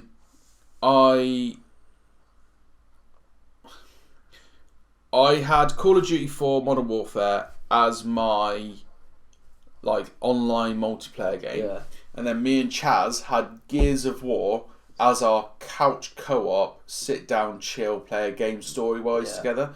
Borderlands does that so well now as well, but like, back in the day, couch co-op, the best place to play it was Gears of War. But now, Nobody gives a shit about couch co-op. Nobody really wants to sit next to each other anymore. Hardly anyone does campaigns really. No. Like with COD, literally all of my mates, because they had it on Xbox, I think you decide you can download multiplayer or single or campaign, and they're literally every single one of them have just downloaded multiplayer. Yeah. I didn't have a choice because I did it through Blizzard, but it doesn't really matter. But I just feel like no one really cares about campaign anymore. No, not necessarily. Even people sort of argue with me on this, which is fine. Even like FIFA, like people don't tend to buy FIFA to play manager mode or whatever. Whatever. No one does that anymore. Like people play it for Ultimate Team, pro clubs, even like seasons or whatever it's called. So like for me, I like to play story games sometimes, but it's very rare that I actually find one that like hooks me for long enough. Yeah. So for me, I like Overwatch. Overwatch for me at the moment is my game. Yeah. I'm playing it all the time because I can jump in, play a couple of games, and jump out, and that's what that's what a lot of people look for these days, especially as the age of a gamer has gone from being in your teens to now in your 30s. Some people, and people that are older have more complications in their life and have less time to play video games. So that jump in, jump out sort of experience is more what we need. But also, I think that back in the day, the capability for online gameplay probably was it. Well, I mean, most certainly isn't as good as it is now. No. And I feel like the only choice you had of playing a game was single player. Yeah, and to be fair, there were so many good games previously. Yeah, and now it was worth doing. Whereas I just don't ever. The quality of games and the quality of films have definitely gone down. Like TV, I feel is still going from strength to strength and is still absolutely fine. But the other two, but you could argue that TV series are similar to online gameplay in the fact that you can literally start and stop it quite easily. Yeah, which is probably why they're still succeeding. Whereas, like we said before, films and single player games, I feel like there's a repetition to it as well, because you get like remakes and stuff all the time in both of those different genres of entertainment. But like in games in particular, even if I'm playing a new Call of Duty campaign, feels exactly the fucking same as the other Call of Duty. Well, yeah, you're pretty much just trying to kill Russians or some form of terrorists. Basically. Yeah, you're basically trying to kill one guy. Yeah, that's essentially what they're always about. And you've got to kill a few other guys to get to that one guy. So if you were to be persuaded to buy a console this next generation, what would that console have to have? What's the one thing that would like clinch you? Well, the one thing I love most about PC is the fact that you can very easily upgrade it yourself. Right, okay, you can interchange parts and make your PC system is as good as you're willing to make it. Yeah. So I feel like I imagine it's very difficult for consoles to do that. But say if you had, I don't know, like on the back of the console you had like slots where you unhinge it, pull it out, and put a new part in. Suddenly you've got an extra 500 gig of memory. Like memory space on a console was very annoying. Like so I had to buy an extra hard drive for mine, which again is USB connected, so I've got to like carry that and carry the it's a bit of a pain in the ass. So like if you were to be able to upgrade the console to your heart's content, I feel like that would be quite I don't know how feasible it is, but I feel like it would be a good sort of avenue for them to sort of research and. Yeah, I think that'd be quite good, and I think that like with PC as well, you've also got the mouse, you've got the keyboard, you've got your sound, you've got everything you can upgrade with a PC. Whereas console, you've kind of got the TV, the controller. I bought Bluetooth headphones, which are over there, like quite expensive. Yeah. Just to point this out, made by Sony. Yeah. Tried to connect it to my PlayStation. Didn't work. Do they work? Do they fuck? So like I have to connect it via my TV downstairs, which isn't a problem. But now I'm up here with my console. Yeah, you can't. I can't play it, which is really fucking annoying. But it connects. But it connects to my PC, so I can sit on my PC and I can have those headphones on. But I can't connect it to my PlayStation. Yeah. My Sony headset can't connect to my Sony PlayStation. Yeah. Which makes no sense. So those upgrades are quite hard to do. So then you have to then play through Elgato, I guess. If you to use so I plug. To use those headphones, plug it into the PC, which has a delay. The audio has a delay. Yeah. Because I haven't got the most up-to-date Elgato. I've got quite an old Elgato. So my my problem would then be I have a delay on the sound, which is just fucking stupid. You can't play a video game like that. So I end up having old headphones that I plug into the back of my TV for it. I think the only other... I'm just thinking, like, the only other reason I would probably buy a new console, which is 100% not worth buying a new console, is... say like with these cross-compatible games, if obviously the only way I can talk to people through a party is through the console. Yeah. Whereas obviously if I play with PC players, you've got stuff like Discord and you know, well that's the main one, isn't it?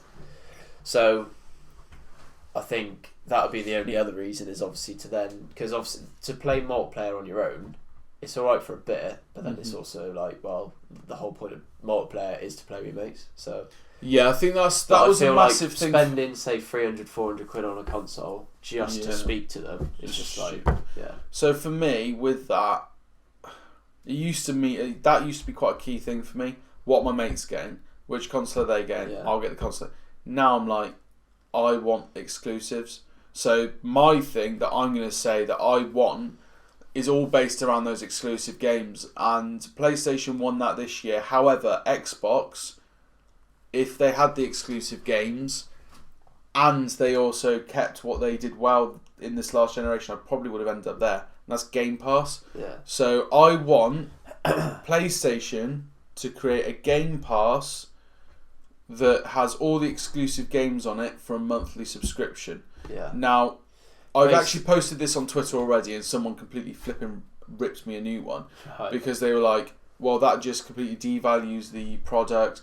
People will pay their £10 fee per month and the developers won't get as much money, they'll be underpaid, blah, blah, blah, blah, blah. I get that. I'm talking solely from a selfish point of view.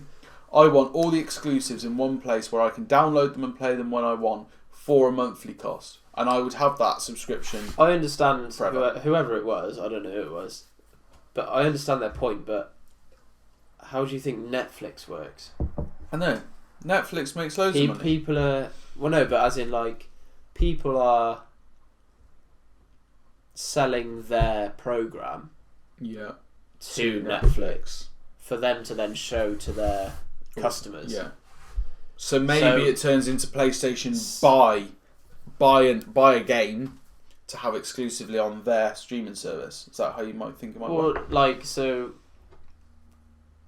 at the end of the day, someone creates a game. Mm-hmm. I'm assuming they would then get a publisher in to then sell their games. Yes. Who will then go to stores? Who will then sell? So to instead of getting that publisher, why don't you then go straight to PlayStation Pass or whatever it's going to be called, and they then are the place where people can play that game? Yeah, I don't know if the figures would be much for a lot of games like FIFA, COD, whatever else, like main games. Yeah, you don't need to sell them via someone. No, multiple platforms are needed as well because they have so many different consumers from different places. I think the Game Pass would be, and at the end of the day, it's up to the developer who they. So, if you have a very small developer who, if they try to sell their game on Amazon, they might, for numbers' sake, they might sell 10,000 units at 50 quid. Yeah, like 500,000. But it might have cost them $750,000 to create the game. Yeah. Whereas if they and that's including like advertising, blah blah blah, all that sort of stuff. Yeah.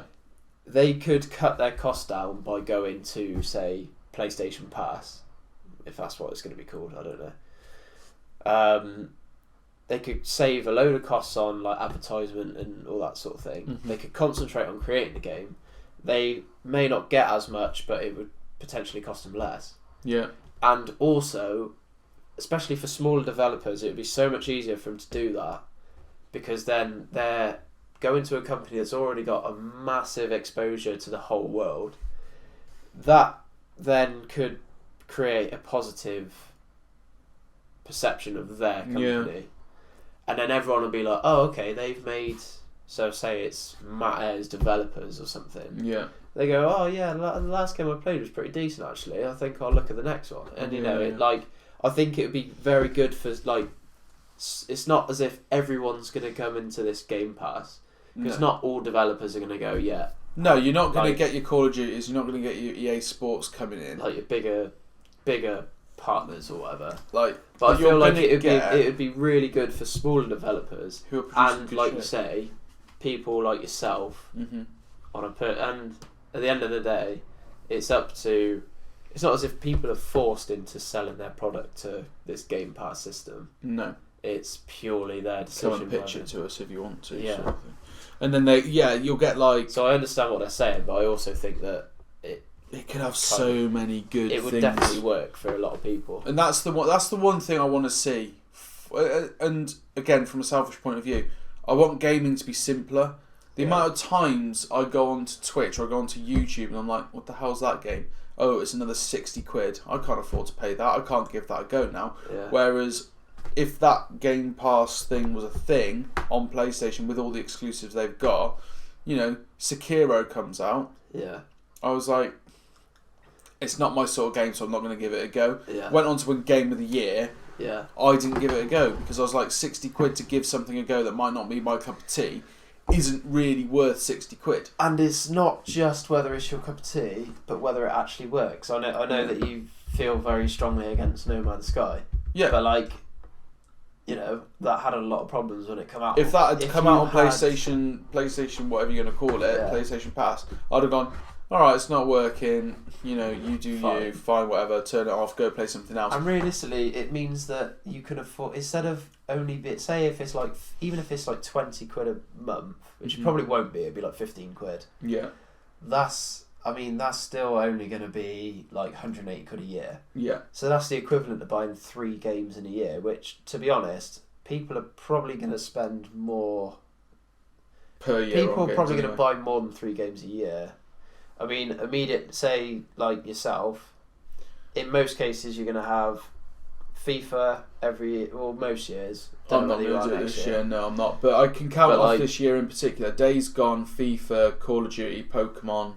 That's 4 already, and that's without even really thinking. And that's, so you're always going to spend that amount of money, and in the next year I can think of so many games I'd want to play. And you think, like, you're someone who may not play as much as other people. Mm-hmm. You think people who are playing all the time, they are bound to spend more on... It's like with the cinema card. You're going to go to the cinema more if you've got the card. I'm going to play more games if I've got the Game Pass because I'm going to be like, oh, well, I'm paying monthly for that. Netflix. I'm going to watch stuff on Netflix because I'm paying monthly for it. Yeah. If I wasn't, I'd be like, oh, I wouldn't bother watching the TV series. And like, I think the main point is probably what you said earlier as well. Like, there are games that you look at and think, I'll give it a go, but I'm not going to spend 60 quid to try it.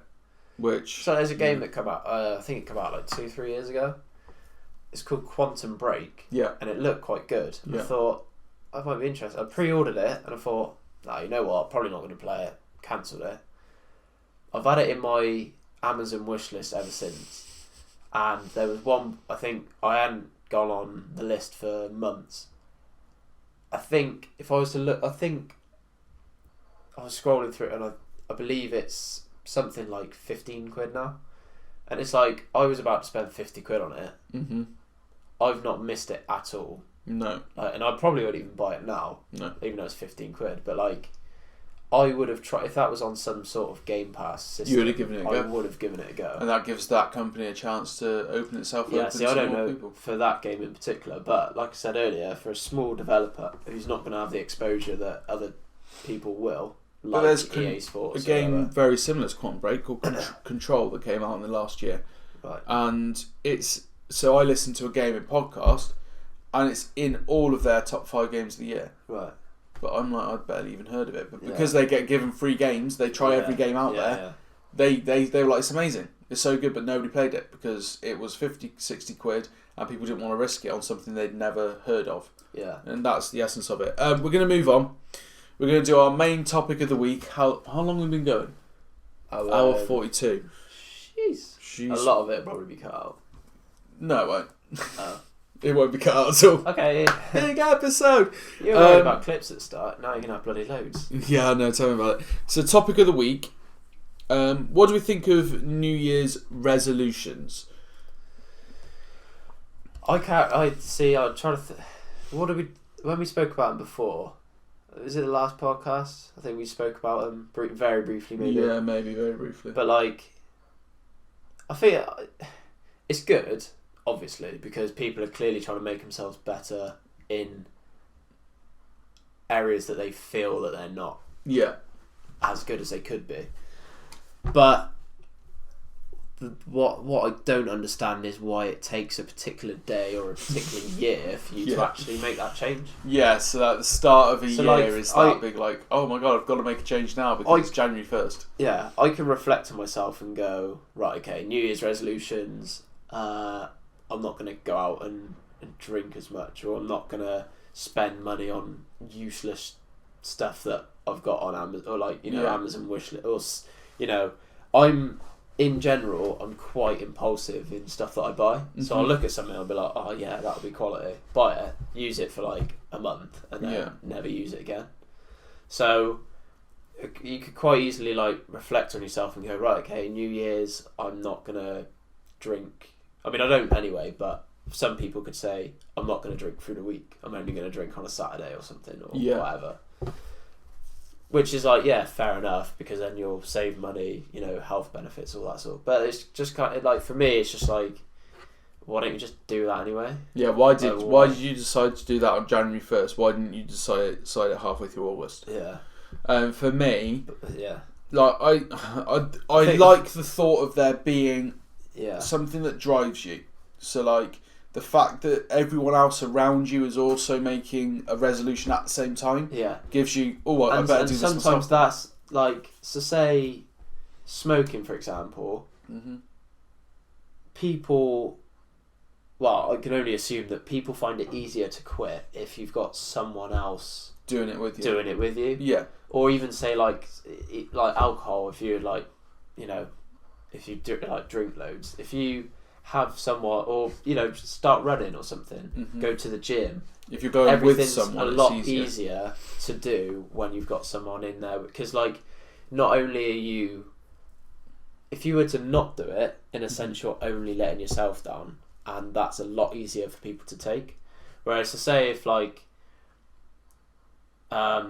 we decided that we were gonna like go running or whatever, do 5Ks or whatever, if I was to say, oh, sorry mate, I'm not coming, I would then be letting you down. Yeah. Rather than not just me. Yeah. So then you're then more... Well, let's take this as a YouTube channel as an example, because I was like, I want to start YouTube, but I need to have some sort of drive to stay consistent, have like a program, make content that isn't just me. Because like the amount of times, for example, my Matt is gaming channel back in the day, the amount of times that I started a series, and then it got to like episode 10 and I'm like, oh, still fucking playing this game.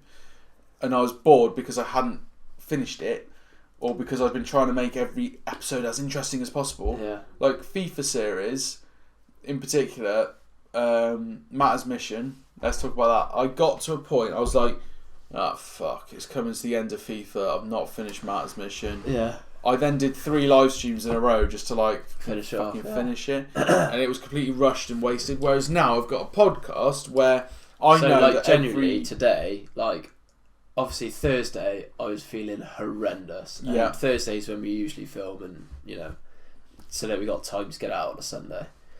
Thursday, I was feeling horrendous. Yeah. Last night I didn't feel as bad, but I just didn't feel like it was gonna.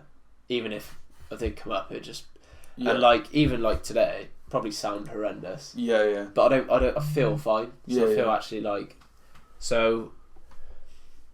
But my thinking on Thursday was, I don't want to let you down and not come and do it. Yeah. So that was I was just I want to, but you also then have to reflect and go, well, actually, it's not gonna be any good if you came and you were ill. But on Thursday, I was like, Jack's not coming today. Girlfriend was like, is he just not doing it this week? I was like, fuck, what if he doesn't do it this week? Yeah. Instantly, I was like, shit, if he doesn't do it this week, I have no videos ready. Yeah. I was completely holding on. Today, we had to do this. Save the day. Save the day. Yeah. I was like, texting, I was like, when can we do it? Yeah. When can you fit it in? But this is something that's, let's be honest, completely optional for both of us. Yeah.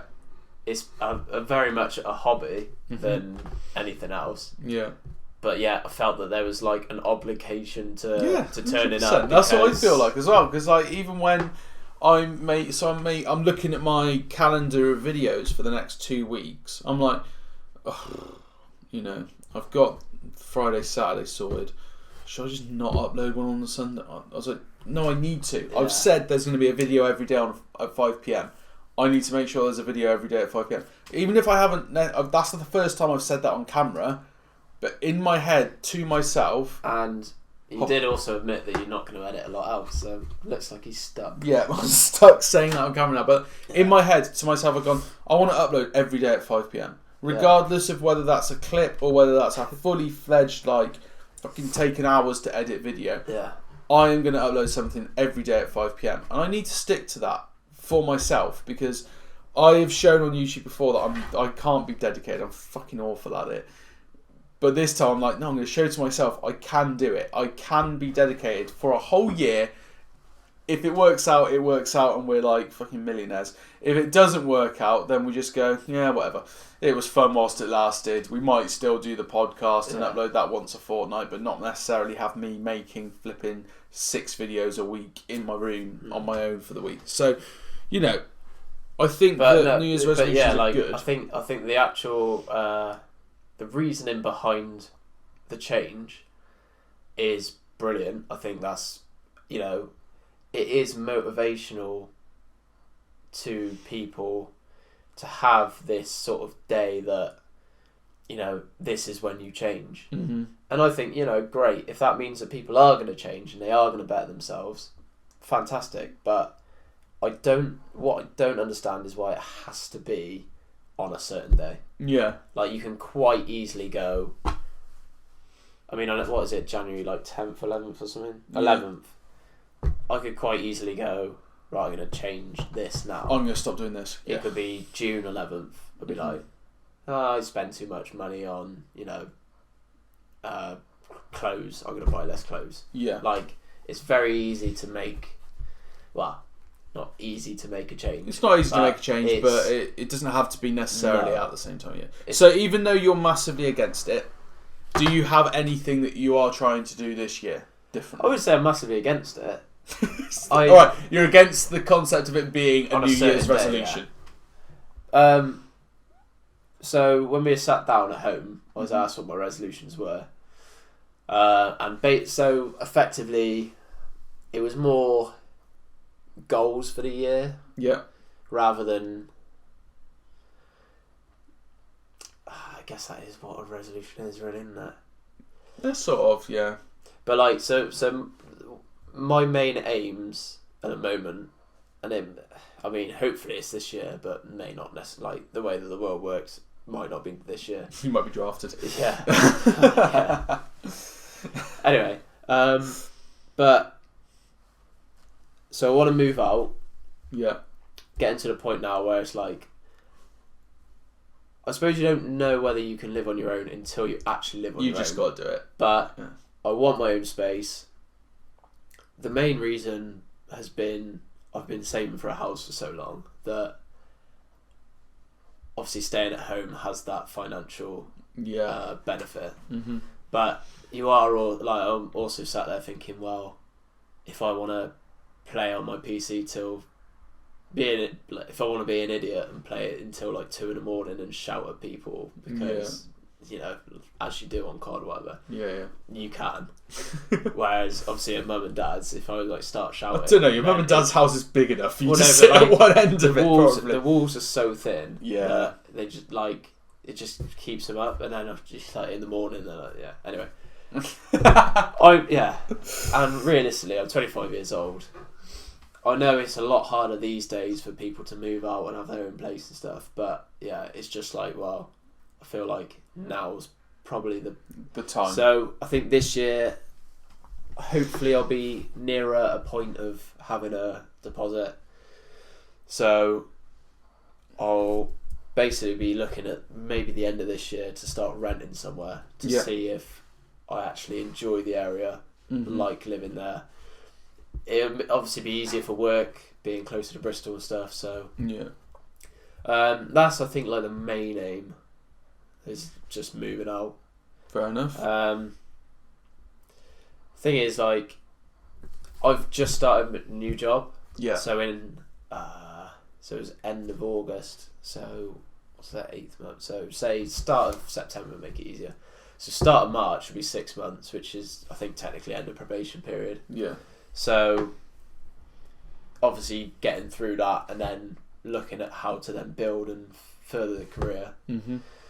That's sort of another thing to keep working on. But then that's not like a specific goal. That's just that's just progressive thing. Yeah. I guess. Well, it'll be the end of my first year at uni in summer. So finishing that, getting through it, passing it. That's another. But like there's. I'm in quite a lucky sort of place where there's not a lot that I need to change about myself. Not to be like, that's not from like a big-headed, ignorant point of view. But Look like, at me. No, but like, it's not as if I might spend too much money on certain stuff. I might not save as much as I want to save. No. But it's not as if I don't eat healthily or don't exercise or like I could start going to the gym and I could do that. But you don't feel like you actually need to do that. I train on a Tuesday, football, play on a Saturday, and I suppose one thing I could do, which I used to do, was I used to go out running on a Thursday. So I could probably start running again. That could be but like I feel for a lot of people their sort of resolutions are don't drink as much or on certain days or but like quit smoking. You're aiming to drink as much as you possibly can in 2020 on a Saturday. Not Saturday, no day drinking. But I think I suppose any sort of conscious life changes are like I sort of just make anyway. I don't tend to wait till a year, and I can't really think of a time where I actually had New Year's resolutions. So I've never had a New Year's resolution as such, but like this year for me, I'm just going to try and be more positive. So like I've spent, especially the last like 4 years, I'd say, I've been like, everything's fucking going wrong. Everything. Love life's going wrong. Fucking work's going wrong. I'm just like moaning constantly. So now I'm trying to like completely eliminate that and be like, so what's going right? And if we're focusing now on that, and hopefully, unfortunately, it's so much easier to see a negative than it is to see a positive. Yeah, and like you could be like, well, not you in particular, but you could be like, I can't afford, say, a house, or I can't afford TV or a new TV or a new car or whatever. Yeah, and it's like, well, the way to flip that around is to go, well, at least I've got a roof over my head. At least I've got a car. Or like, say, with your job, you're like, oh, I hate my job.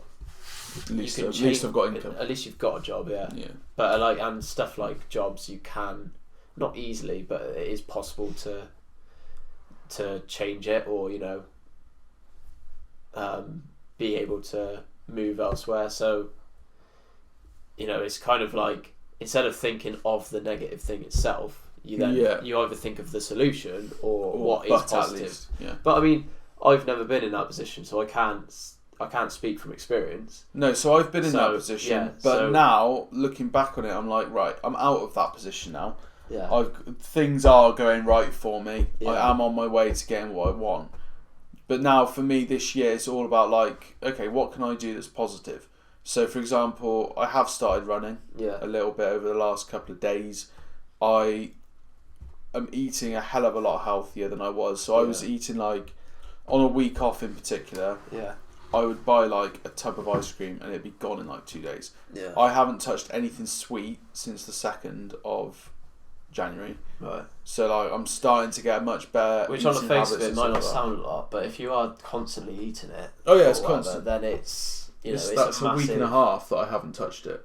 It's like when people say, "Oh, I haven't had a drink in." Say if you're an alcoholic or you're a smoker or something. 3 days or something. Yeah, like when that. you're like, "Oh, I've not smoked since last." So Saturday today. You're like, "Oh, I haven't smoked this week." People might look at it and go, well, "That's only 6 days." Yeah. 5 and a bit days. Whereas to them, that's like. It's like, I used to smoke 40 a day. Yeah. So that's a massive improvement. Whereas I used to eat so much shit, and now I'm trying my best not to do that, and I'm starting to see some sort of improvement. I mean, I feel hungry quite a lot of the time. Like I'm starving right now.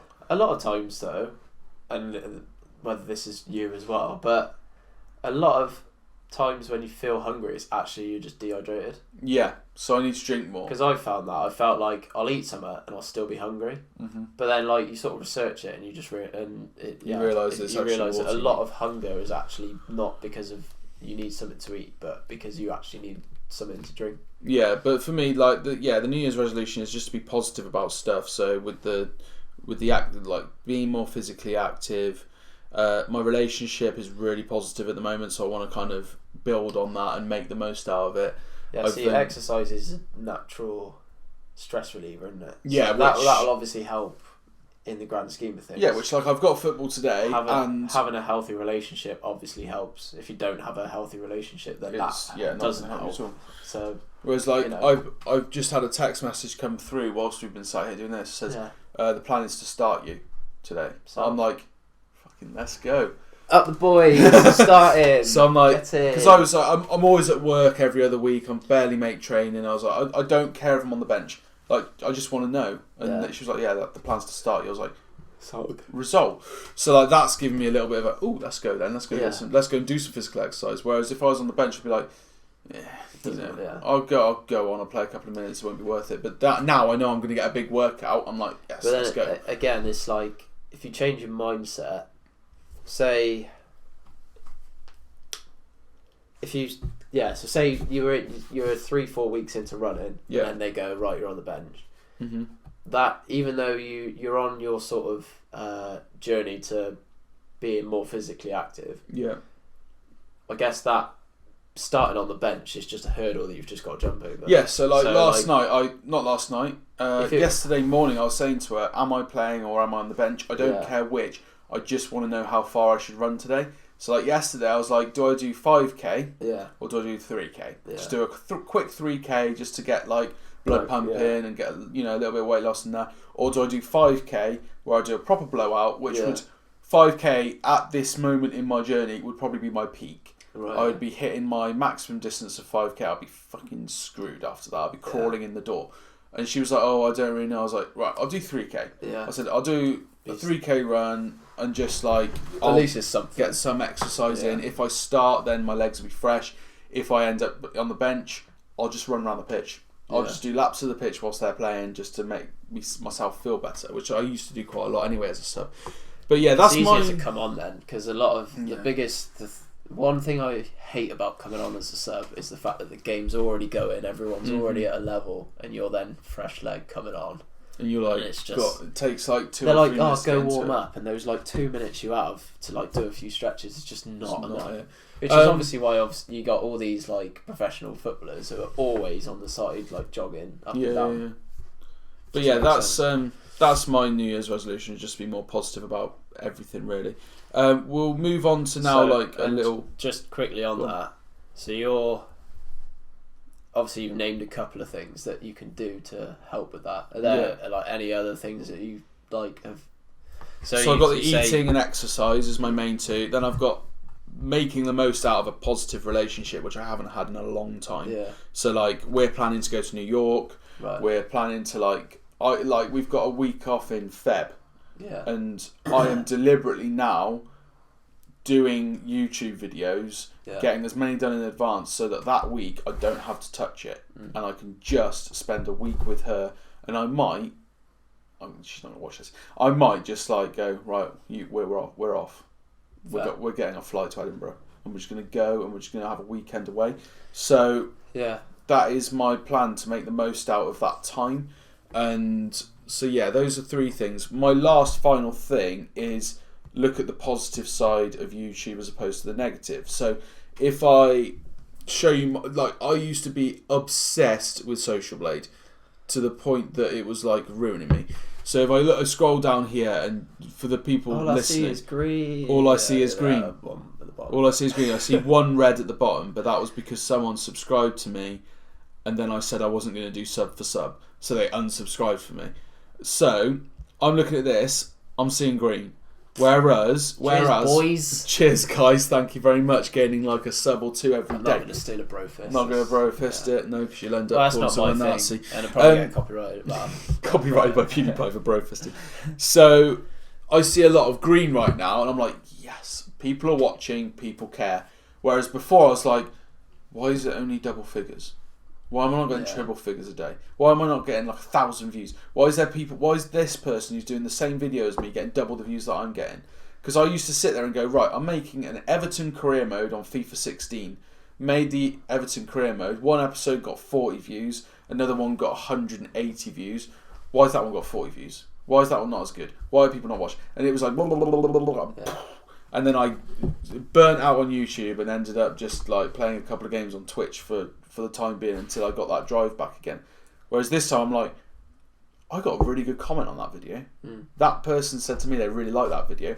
I had someone on Reddit, right, who I was chatting away about, fucking can't remember, Spyro or something. Yeah. And he went, I just clicked on your Reddit profile and see you had a YouTube channel, so I went and looked at it. Your thumbnails are sick. They're really good thumbnails. I was like, cheers, brother. Cheers. I was like, that's quality. The fact that he's pointed out that I have good thumbnails, I was like, that's amazing. He's like, yeah, you're killing the thumbnail game. It's insane. I was like, cheers. Like, that's amazing. That's actually brilliant.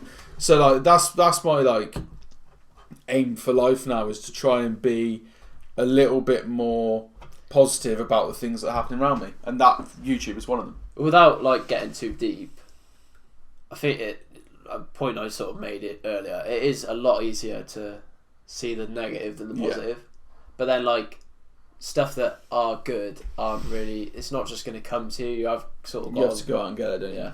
So I think, that's kind of like the main thing in that. Which I've got to not buy ice cream and eat the whole tub in one go. I've got to go out and get some exercise. And that action on its own is very small. However, when you collate them all together, it then creates a bigger impact. Yeah, so, massive.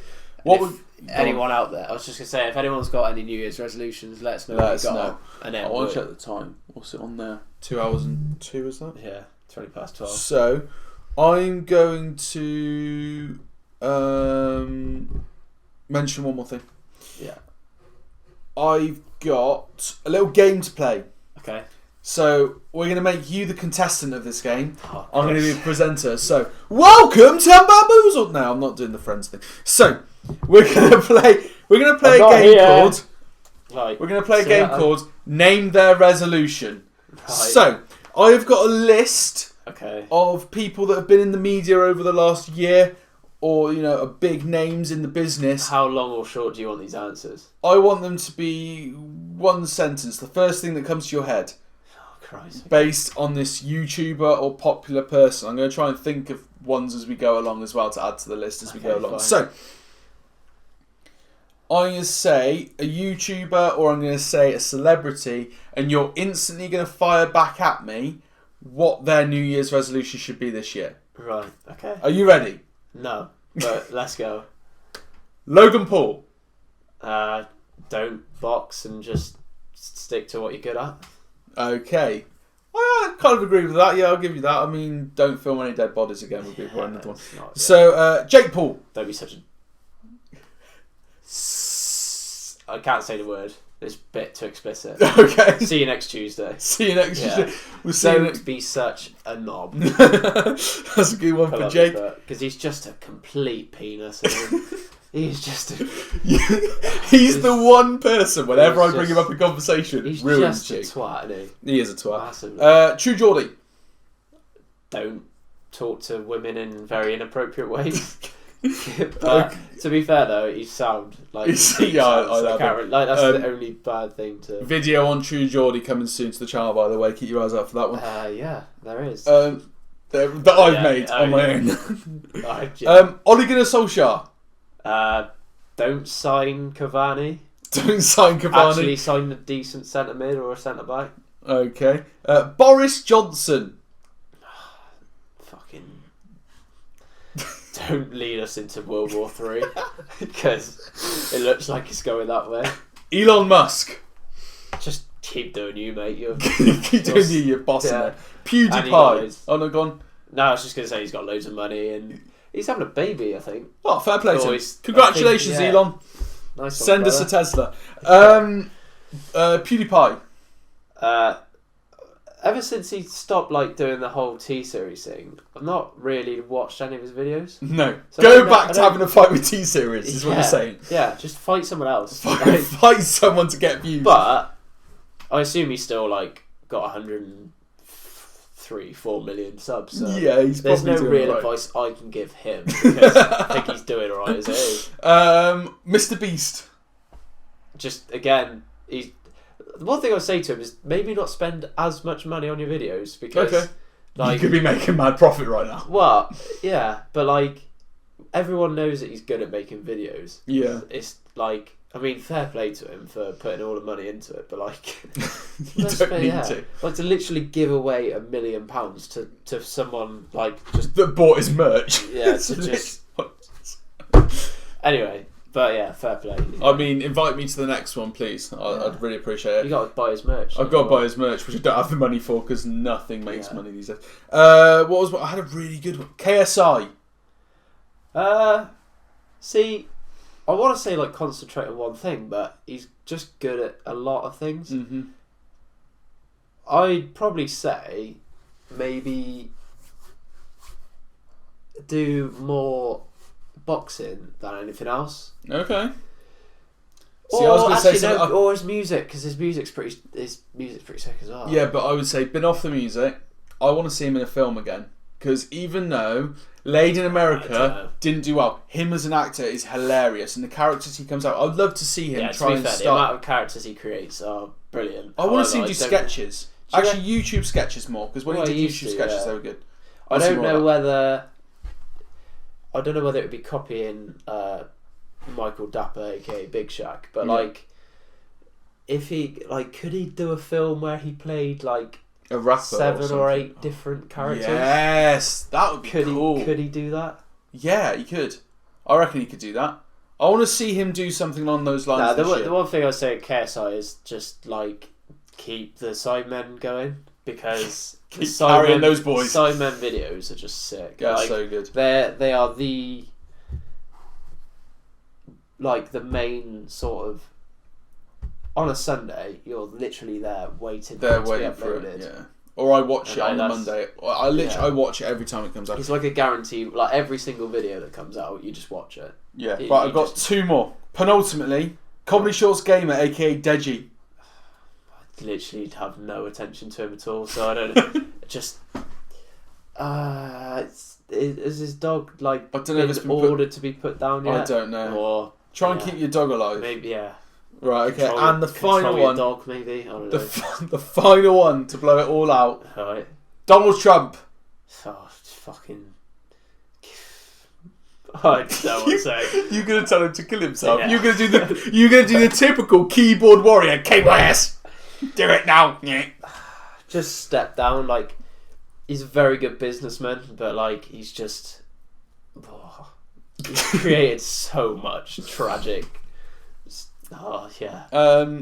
Thank you for being on the game show. That was so. What's your? This is our the first episode of What's Your Resolution? I'm now full of anxiety, but that was fun. Fun, good stuff. And that's going to be the conclusion to this podcast, guys. If you did enjoy, Does that mean I've got to create a game for next time? Yeah, let's do that. Sick. Based around our main topic of discussion. Okay. Based around our main topic of discussion. discussion. A week's notice of what the topic is. We'll figure it out. So we were on about earlier about segments that we want to add in. Yeah. Maybe this is the first of one. Many. So, thanks for watching, guys. If you enjoyed, hit a thumbs up. Comment down below with anything we discussed during the podcast. Go and hit up the clips and start. You just ruined the table. Sorry. I made this with my bare hands.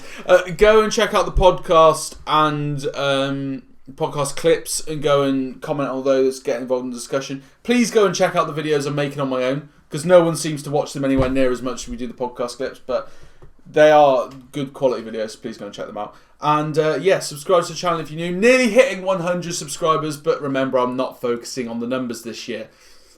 I promise. And that is it from me. Thank you. I'll see you in the next one. Peace. Again. Undermine. So long, my friends. Farewell, my friends.